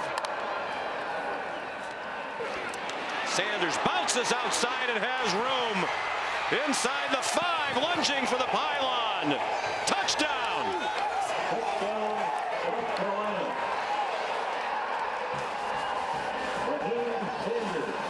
22 yards for Raheem Rocket Sanders, and South Carolina is pulling away. And how about South Carolina's back? Rocket Sanders looking a little bit like the Arkansas version of himself from a couple years ago, as the progressive pylon cam shows that ball crossed the plane. Yes, it does, in the left arm.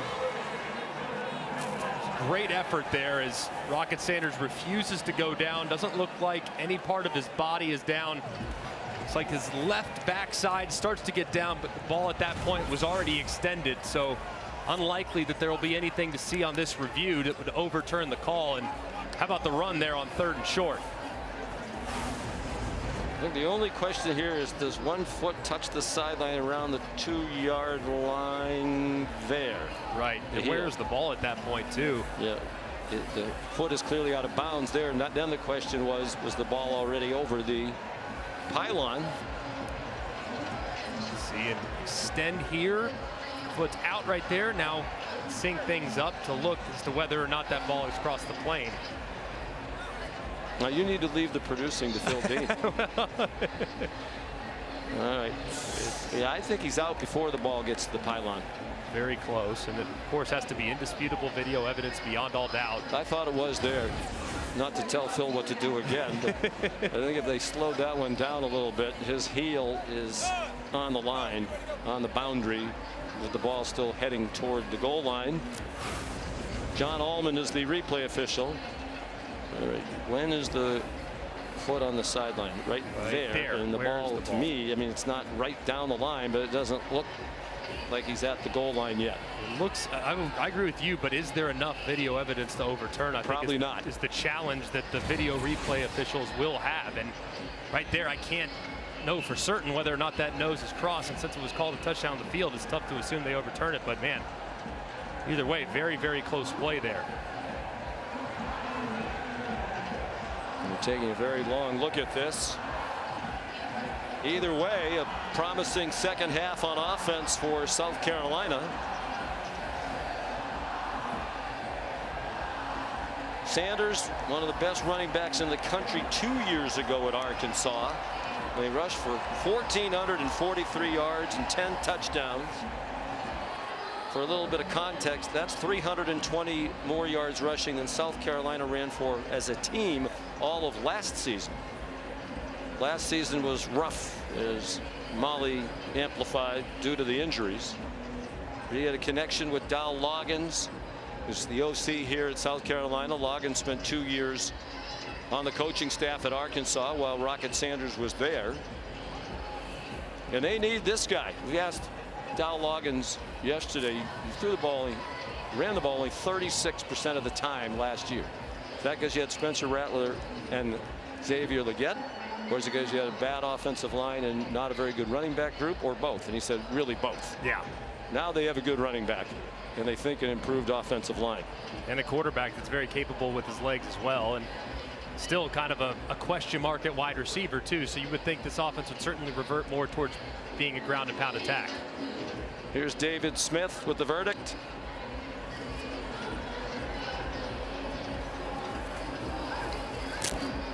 David's not a big rush today. Just get a lot of use out of that communication system to talk to the other officials. All right. After further review, the runner was out of bounds prior to the ball breaking the plane of the goal line. The ball will be placed at the 1/2 yard line. First down. Well, I'm not sure it was conclusive, but I think if we both had to bet the house, we would bet that they got this right. I would think so, too. I would agree. And it was close for sure. It was a great effort. Now with this new lease on life, what can Kentucky's defensive line do? First and goal for South Carolina. South Carolina 112 yards of offense in this quarter, more than the 101 they had the entire first half. Sellers trying to follow a lead blocker. He got driven back. I think they'd have him push it into the end zone a lot around the goal line, as strong as he is, particularly in the lower body. 240 pounds. I mean, you would like for the quarterback downhill run type of run right there. He was a little bit slow to hit it, never really developed any forward momentum. So would think on these next couple carries, if he gets a chance, he's going to put his foot in the ground and be aggressive and attack that line of scrimmage at 100 miles an hour. We spoke with the Kentucky coaches yesterday. Brad White said Sellers reminds him of Anthony Richardson, which is a big compliment. Flag thrown. Raheem Sanders clearly got into the end zone that time. Well, there's a flag thrown. And this replay review could turn out to be big if South Carolina winds up not scoring a touchdown. On the offense, number 87. 10-yard penalty from the previous spot. Replay, second down. That gave Shane Beamer a headache. Brady Hunt, the transfer tight end out of Ball State. And just a massive play right here. You're going to see Brady Hunt really just bear hug J.J. Weaver. I mean, that left arm all the way wrapped around as Rocket Sanders tries to work to the outside. I mean, just enormous right there. You cannot have a hold on the goal line. You got to do whatever it takes to keep those hands inside. And Shane Beamer looks on in agony. His offense is in a tough spot now.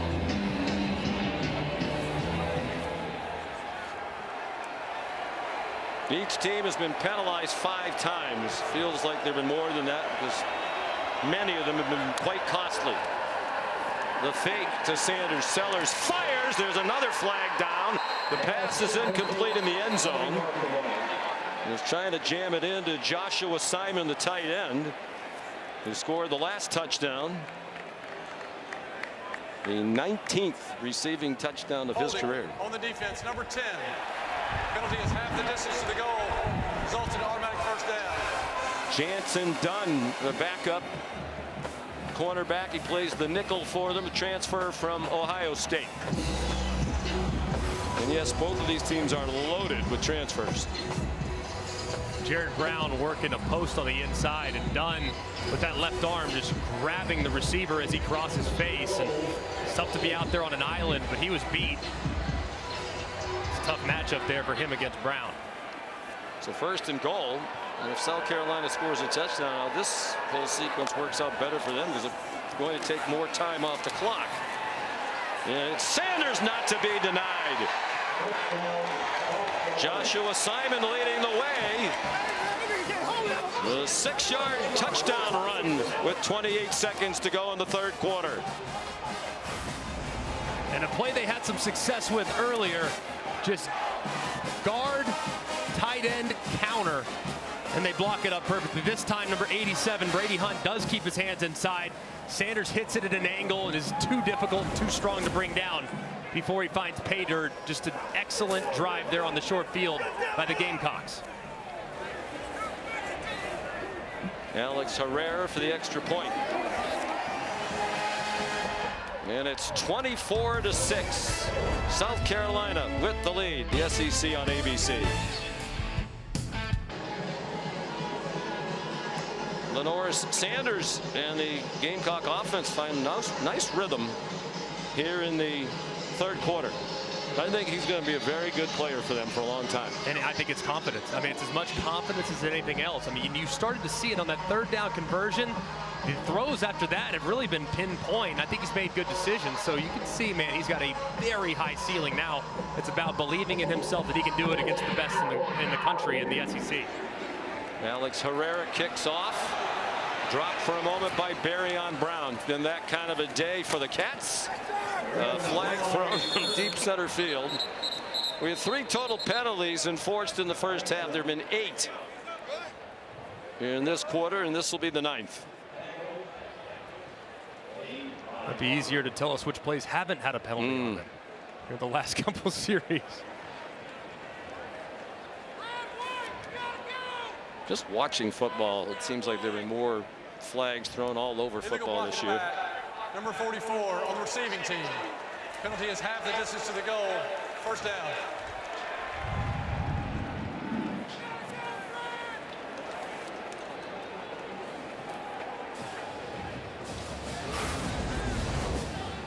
And let's go back to the AT&T Connected Cam. This is a 3-man rush on the last drive, and this has been the story of the day. 7 men in protection for Kentucky. 7 tight end and a running back, and yet against a 3-man rush where you have 4 guys that should be helping with the blocking scheme, and yet you still give up pressure in the middle. And that's been the story of the day for Brock Vandegrift. He's been under pressure almost every single time he's dropped back, and I don't care how talented you are, there's nothing you can do when you don't have enough time to survey downfield. They got to pick it up along the O-line. He has 3 completions today. He's been sacked 4 times. He's taken a beating. And that will likely be the last play of the third quarter. Now, he came out last week against Southern Miss, ran the ball a couple of times, and he lowered the shoulder to deliver a hit. He said Party was so amped up, he hadn't played in a long time. He also wanted to show his new teammates that he was dedicated to winning at any cost. ESPN's presentation of college football on ABC will return after this message and a word from our ABC stations. Coach, how will you rally this team to come back and win this? Well, we got to do something because right now it's an embarrassment. Just error after error, self-inflicted wounds, penalties. It's ridiculous. All right, thanks, Coach. Thank you. As usual, directed to the point, Mark Stoops. His team down 24-6 as we head to the fourth quarter. And a lot of the folks have left Kroger Field. Brock Vandegrift, terrible pass into coverage. Nick Eamon-Wari bringing it back. Nick Eamon-Wari scores a touchdown. Right on cue, self-inflicted wounds. That was a terrible decision by Vandegrift. His receiver was surrounded. Eamon-Wari picked it off and brought it back 25. Fitting that the defense should score. And Eamon-Wari's eyes are in the backfield, obviously not at this exact moment, but in a moment they will be. And he's watching the whole way, and he just watched Vandegrift as he drifts back. He drifts right underneath the intended receiver, makes the interception. Vandegrift trying to get something going, doesn't see the underneath coverage, throws it right to Eamon-Wari, who takes it to the house for the pick six. Just a tremendous second half performance from this South Carolina defense, both up front and in the secondary. Third career interception for Eamon-Wari, a junior from Irmo in the Columbia area. And a starter almost from day one. On the offense, number 7. That 15-yard penalty will be added at the kickoff. We'll have the try. That is number 7's first unsportsmanlike conduct foul of the game. You refer to them as the offense. He actually plays defense, but feels like offense. I guess in this instance, since it was after the play, he could be deemed to be part of the offensive team. They're kicking an extra point. What do you think Mark Stoops' blood pressure is right about now? Guerrero adds the extra point. How high is to the point where you need to be thinking about getting medical attention because he's about to lose it? I don't blame him. Well, he can get hot. Yeah, the frustration and the self-inflicted mistakes have to be just beside yourself if you're Mark Stoops. This one had no chance. None. And to throw it back across your body, and I mean, Brock Vandegrift's a fourth-year player, and he's not started a lot of football. He threw some throws last week in his first career start against Southern Miss into traffic. He got away with them. And sometimes when you throw it into traffic last week and get away with them, did have one interception, but you learn that can't get away with a lot when you're playing against quality competition. Just the Kentucky faithful have to be shocked with this offensive performance. And they've been put to sleep. Let me ask you this question though. You're down 24-6 before he throws that. At a certain point, if you're the quarterback, say, you know what? We got to try to do something. Yeah. Even though I know this is a risky throw, what do we have to lose at this juncture? Yeah, I mean, it's perfectly reasonable. I mean, at that point, still a 3-score game. Are you going to get 3 possessions the way that South Carolina's starting to run the football? Probably not, but you don't want to practice bad habits either. I mean, if nothing's there, you don't want to kind of get used to throwing it and trying things, and there's just really no reason to try to attempt that, especially on 1st and 10 deep in your own end. Kentucky has run 8 plays in this half for minus 11 yards, and the defense has now scored a touchdown. Still a gusty breeze here. Temperature still 70 degrees.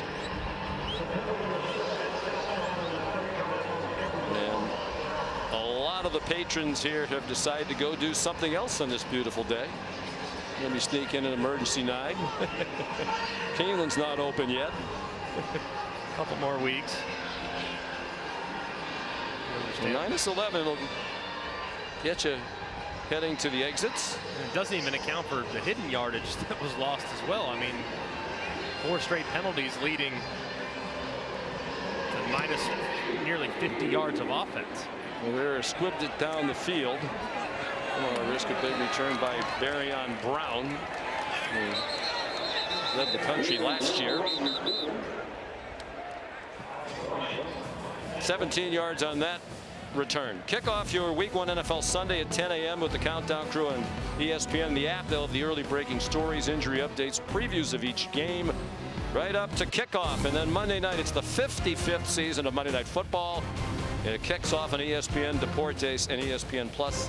8 o'clock, the Jets and San Francisco. Payne and Eli on ESPN2. Coverage starts with SVP and the Monday Night Countdown Crew at 6. The return of Aaron Rodgers to the Jets.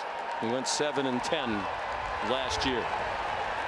Gavin Wimsatt is the quarterback. Maybe they're just trying to avoid more damage to Brock Vandegrift. There's a flag down as he hands it off to Demi Sumo Kongbe. Kind of feel for Vandegrift. He didn't really have a fair chance today. No, I mean, they really never got him in rhythm. You ask him to throw one pass in the second quarter. I mean, that's impossible on a guy that hasn't played a ton of football. Illegal formation on the offense. Number 54, the right tackle, is not on the line of scrimmage. There was 5 or more in the backfield. 5-yard penalty, replay, first down. There was a point, too, where Vandegrift was under pressure pretty much every single time he dropped back. I mean, just about the whole day. He did not complete a pass after 7.5 minutes into the first quarter. The last completion was midway through the first quarter. 7 penalties, minus 11 yards. About as ugly a performance as there can be. There's another flag down. Sumo Kongbe has actually rushed for about 400 yards today, but about 320 has come back on penalties, it seems. That one's 26 if it stands. Illegal formation. Wow. On the offense. Number 54, the right tackle, is not up on the line of scrimmage. Therefore, there was 5 or more players in the backfield. 5-yard penalty, replay, first down. I know this is a point of emphasis. Clearly it was watching some of these NFL games, including the great Ravens-Chiefs game the other night, but it's going to make football unwatchable. Well, that's pretty clear cut there. Yeah, I mean, even without the emphasis. He's definitely deep, but I mean, these are the penalties that just drive you crazy if you're a coach, because there's effort penalties, the holdings, the pass interferences, even the face masks, but then there's just dumb penalties. Illegal formation, illegal shift, unsportsmanlike. I mean, those are the things that just drive coaches insane. And my goodness, how many have Kentucky had today? Wimsatt, first-year transfer. He can do this. Runs out of bounds across midfield. He was the starter for all 13 games at Rutgers last year. And he rushed for 497 yards. 6'3", 227 from Owensboro, Kentucky. Very highly recruited out of high school, and many were surprised when he chose Rutgers, but he had a connection with the then coordinator Sean Gleason, apparently. Jamori Macklin scampers out of bounds with another first down. He's the cousin of Jeremy Macklin, who was a great star at Missouri and played 8 years in the NFL. It's always hard at this point of the season to figure out who you are offensively. Man, it looks like the best success they've had here in the second half has been sideline to sideline, the run game. Jason Patterson to the 31-yard line. There are some substitutes in on the defense, as you might expect. Gilbert Edmond made the tackle. He's back at South Carolina. Started his career in Columbia, transferred last year to Florida State, and then came back. Wimsatt to the sideline. Catch made for a short gain. Brought in by Dane Key. They do have 3 receivers, Greg, on this team who have 1,000 career receiving yards in Key, Barryon Brown, and Macklin. Can they get them the ball? Can they block long enough? Yeah, they have good weapons, but man, the pass blocking has certainly left something to be desired. Well, this will be the start of a quarterback controversy. Certainly has the earmarks of it. And Vandegrift wishing that some of the starters weren't on the field when he was in there. Wimsatt taken down from behind by Debo Williams. I know there will be a strong reaction like that. I don't know if that's entirely fair. I mean, Vandegrift dropped back to throw it 15 times today. It was under pressure 9 out of the 15. And the 2 that he wasn't were short throws. So just you can't get a fair or proper evaluation of what your quarterback can be when you're not giving him enough time to survey the field. Van Martin Scott dropped Sumo Kongbe for a loss. Vandegrift, very highly recruited out of high school in Georgia. part of that incredible 2021 high school quarterback class. It included 3 players who were drafted in the top 10 picks of the most recent NFL draft. Second and 12, under 11 minutes to go. And another Kentucky penalty. Ball short. 75 on the offense. 5-yard penalty. Still second down. Eli Cox. Here's that high school class that we were talking about from 2021. Headlined by Caleb Williams, Drake May, and J.J. McCarthy, all taken in the top 10. And still playing college football, this bunch. Vandegrift was just about as highly regarded as any of them. Here's Wimsatt bouncing off some would-be tacklers and down to the 23-yard line. Just see the depth of that 2021 class. But Vandegrift showed last week he's got all the tools. I mean, he can do everything that you want him to do as a quarterback. But at this point of his career, he's not the type that can just take the team and just pull them along with him. He needs the team around him to also play better. Still a little bit more of a game manager at the moment, but in time he can develop and become a more complete player. But man, he needs some help along the offensive line.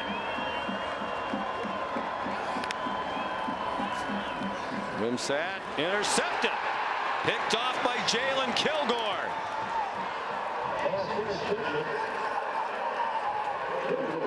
And again, talking about the Kentucky struggles on offense for Mark Stoops. Give this defense credit. They are terrific at every level. Plenty of talent, more depth than they've had in the past. Second interception of this season for Kilgore. He brought it back 14 yards.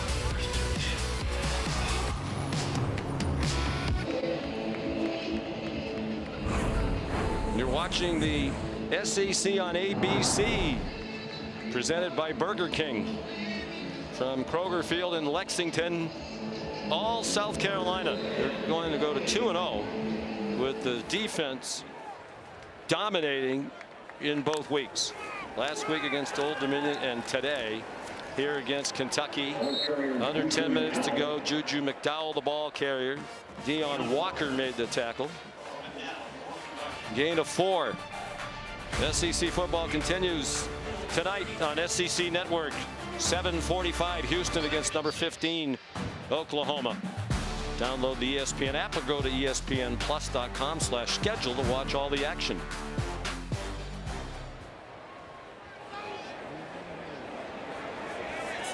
McDowell remains the running back. Lenoris Sellers the quarterback. Throwing for single coverage. Trying to get it to Nick Harbor. There is a flag down. Maxwell Hairston had the coverage. He left for a while and has returned.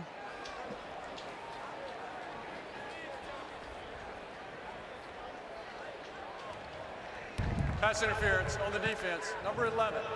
15-yard penalty from the previous spot. Automatic first down. Zion Childress called for the penalty.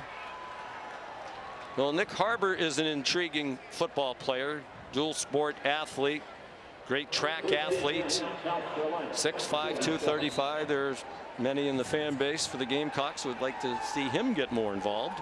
And I think that I understand, because he's great on the video game. He's elite speed, elite size, game-changing guy that gets off the bus. But at this point of his development, he's still a bit of a work in progress. He's not a guy that's played a ton of receiver. He played defensive end in high school, played a little bit of tight end, but didn't necessarily want to gain the weight because that would have an impact on his performance on the track. So he's a full-time wide receiver and still learning the position, the nuance of the position. So in time, the staff has done a great job with wideouts in the past, but he, at this point, is not ready to be an alpha dog wide receiver, but the skill set is there. Chance to get him some reps in this situation. To track All-American, he's run a 10.11 in the 100 meters. Michael Smith down the sideline. They're well into Kentucky territory, all the way down to the 20-yard line. Goes the freshman from Savannah, Georgia. The true freshman who was not there for spring practice, so he's still learning. He only arrived in fall camp. That's a 36-yard play. And they're starting to make the offensive stats look good, or at least better. Well, there's a chance they could be going to 2-0 without reaching 300 total yards of offense in either game. And don't look now if you're Kentucky, but next Saturday night, Georgia is here, the #1 team in the country.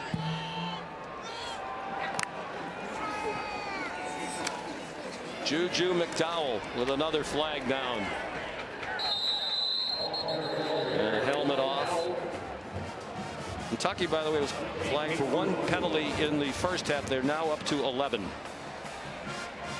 Really uncharacteristic, it feels like, too. I mean, this team is a team that always seems to do kind of the little things, and feels like a group that can kind of grind on you, and they've really developed offensively the last few years. But man, this is really uncharacteristic. The offense, number 75, 10-yard penalty from the previous spot. Replay, first down. Case and Henry, the right tackle, one of the reasons they think their offensive line should be better this year. He's back healthy. He got injured in their opener last year against North Carolina. Oscar Attaway III has come in at running back, a transfer from North Texas. South Carolina brought in 21 transfers this year. Kentucky 15. Attaway dumped immediately by Alex Afari Jr. The loss of 1. So South Carolina is going to win its SEC opener for the first time since 2017 against Missouri. They had lost 6 straight conference openers, which was the longest for the Gamecocks since they entered the conference in 1992, and the second longest active streak behind Vanderbilt's 12 straight season opening SEC defeats.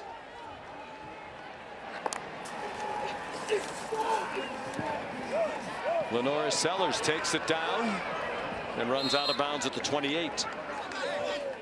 And meanwhile, a problem for Kentucky here at home, Greg. This is going to be 8 losses now in their last 10 conference home games.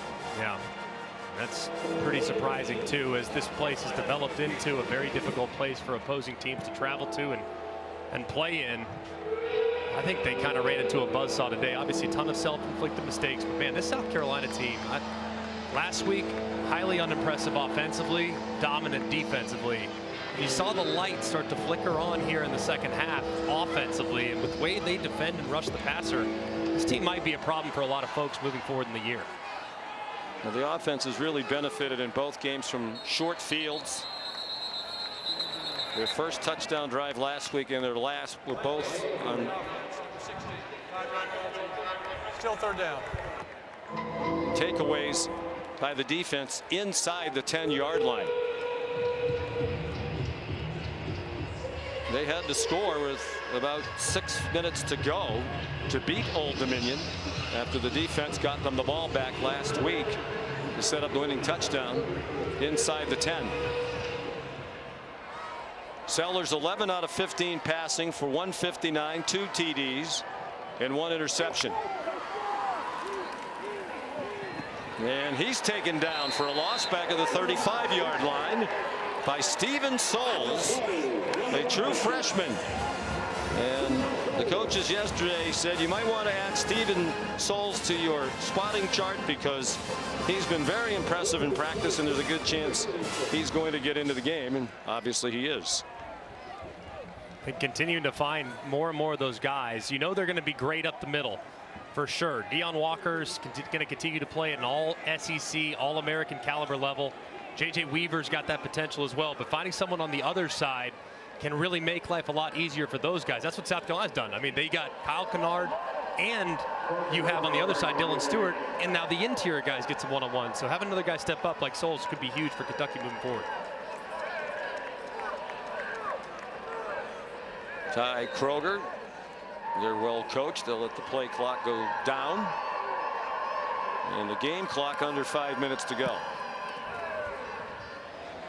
trying to pooch it. He got too much of it. 4:53 to go. South Carolina on its way to 2-0.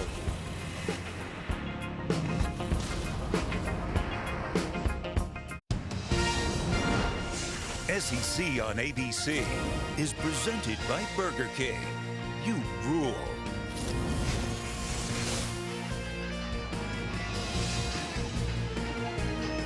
The defense ruling for South Carolina today. Nick Eamon-Warry with a pick 6. 2 great weeks back-to-back for that South Carolina D. Last week against Old Dominion, 4 takeaways, kept giving the offense short fields, 5 sacks. Today only 4 sacks, but Kentucky's only attempted 12 passes. They stopped trying, or that sack total will be a lot higher.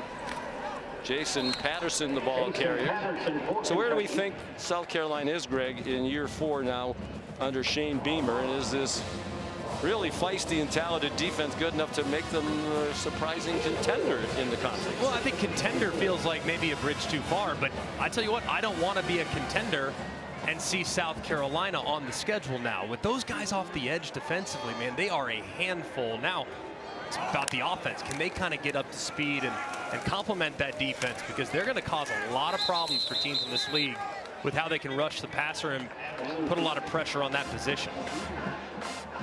Patterson again. Yeah, I guess the questions for their offense is the offensive line better than it was before, because last year they couldn't really run block at all, and they didn't have the running back you could tie the game plan to. Now they do in Sanders. They have that.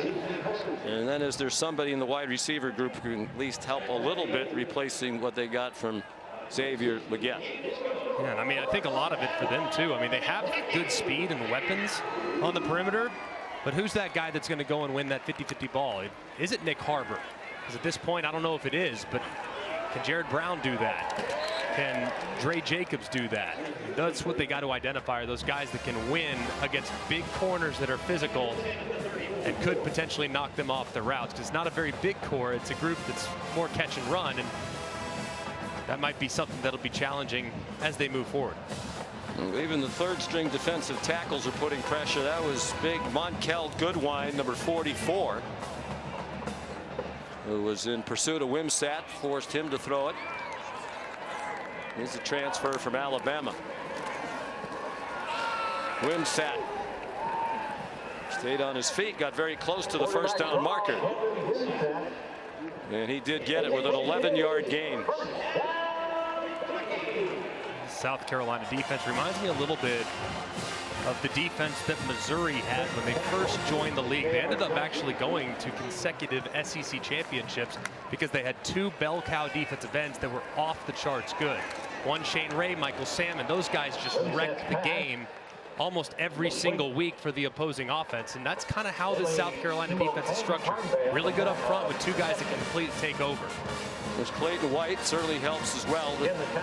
He's in his 4th year as defensive coordinator. A lot of continuity within the system and a lot of veteran players who have been in that system.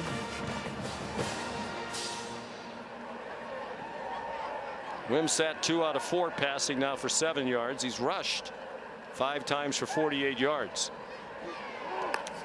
Sumo Karngbe has 70 yards. He actually has -3 rushing in the 2nd half. Had several gainers taken away by penalties here in the 2nd half. Fred Ferrier, the 2nd on the catch. 3 years at UAB and now here at Kentucky.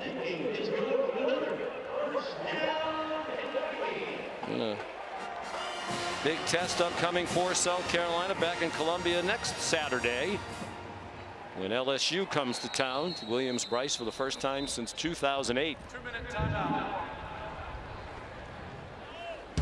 Or the 1:59 timeout. It's still a work in progress. Nagati in studio. Shocker in South Bend, the biggest upset of the season so far. Northern Illinois takes down number 5 Notre Dame. A 62-yard field goal attempt is blocked in Northern Illinois. They win 16-14. They were 28.5-point dogs. Sean, Greg, Molly, back to you. Well, another head-scratching early season loss for Marcus Freeman and the Irish. Marshall went in there a couple of years ago. Kerryon Brown dropped by Kelvin Hunter. True freshman making his debut. Here's the college football rankings brought to you by Verbo. Yeah, goodbye Notre Dame from the top 10. Goodbye Michigan as well. And very impressive win for Texas. Very, very impressive. They look great. I mean, and the game was more sideways than the final score would even indicate. Credit Reese Davis with that pick on game day. Said Texas would win and win big. Long throw intended for Willie Rodriguez, a freshman tight end. Down to 1:21 to go. If it stays this way, it'll be the largest road win for South Carolina under Shane Beamer. His first season was 2021 with a 25-point margin right now. It'll be their third SEC road win in 4 seasons under Beamer. Here's another flag, and Wimsatt is taken down. Another sack for this South Carolina defense with the subs on the field. Holding on the offense, number 69. That penalty is declined. 4th down. Monkel Goodwine in on the sack.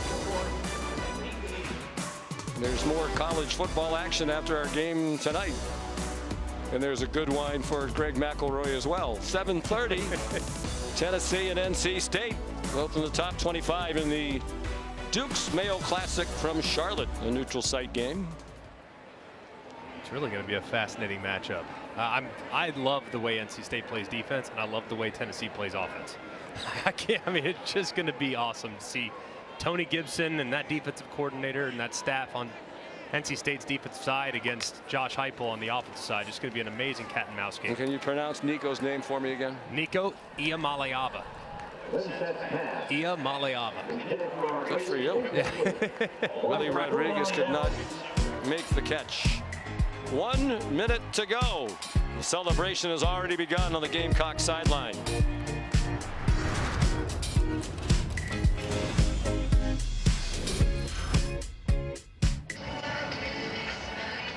Well, this looks familiar in the Beamer family. Of course, when Shane Beamer was a kid, he was on the sideline with his dad at Virginia Tech. That's his son Hunter enjoying the experience of victory on the road.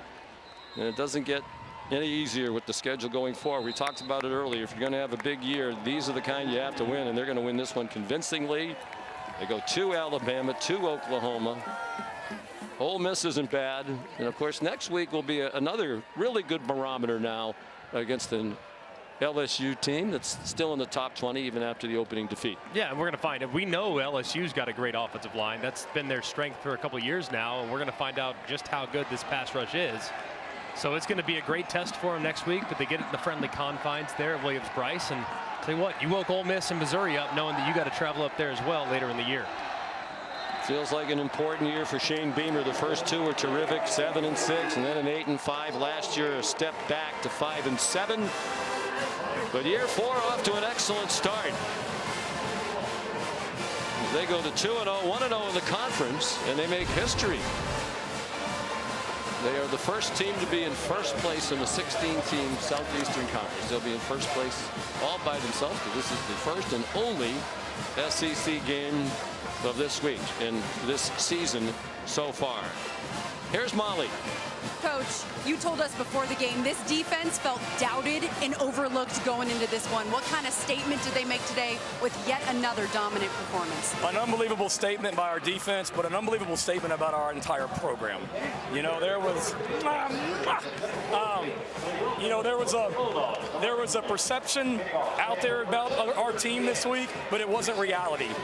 And we knew what we kind of team we have. There were some lazy narratives out there this week about this team.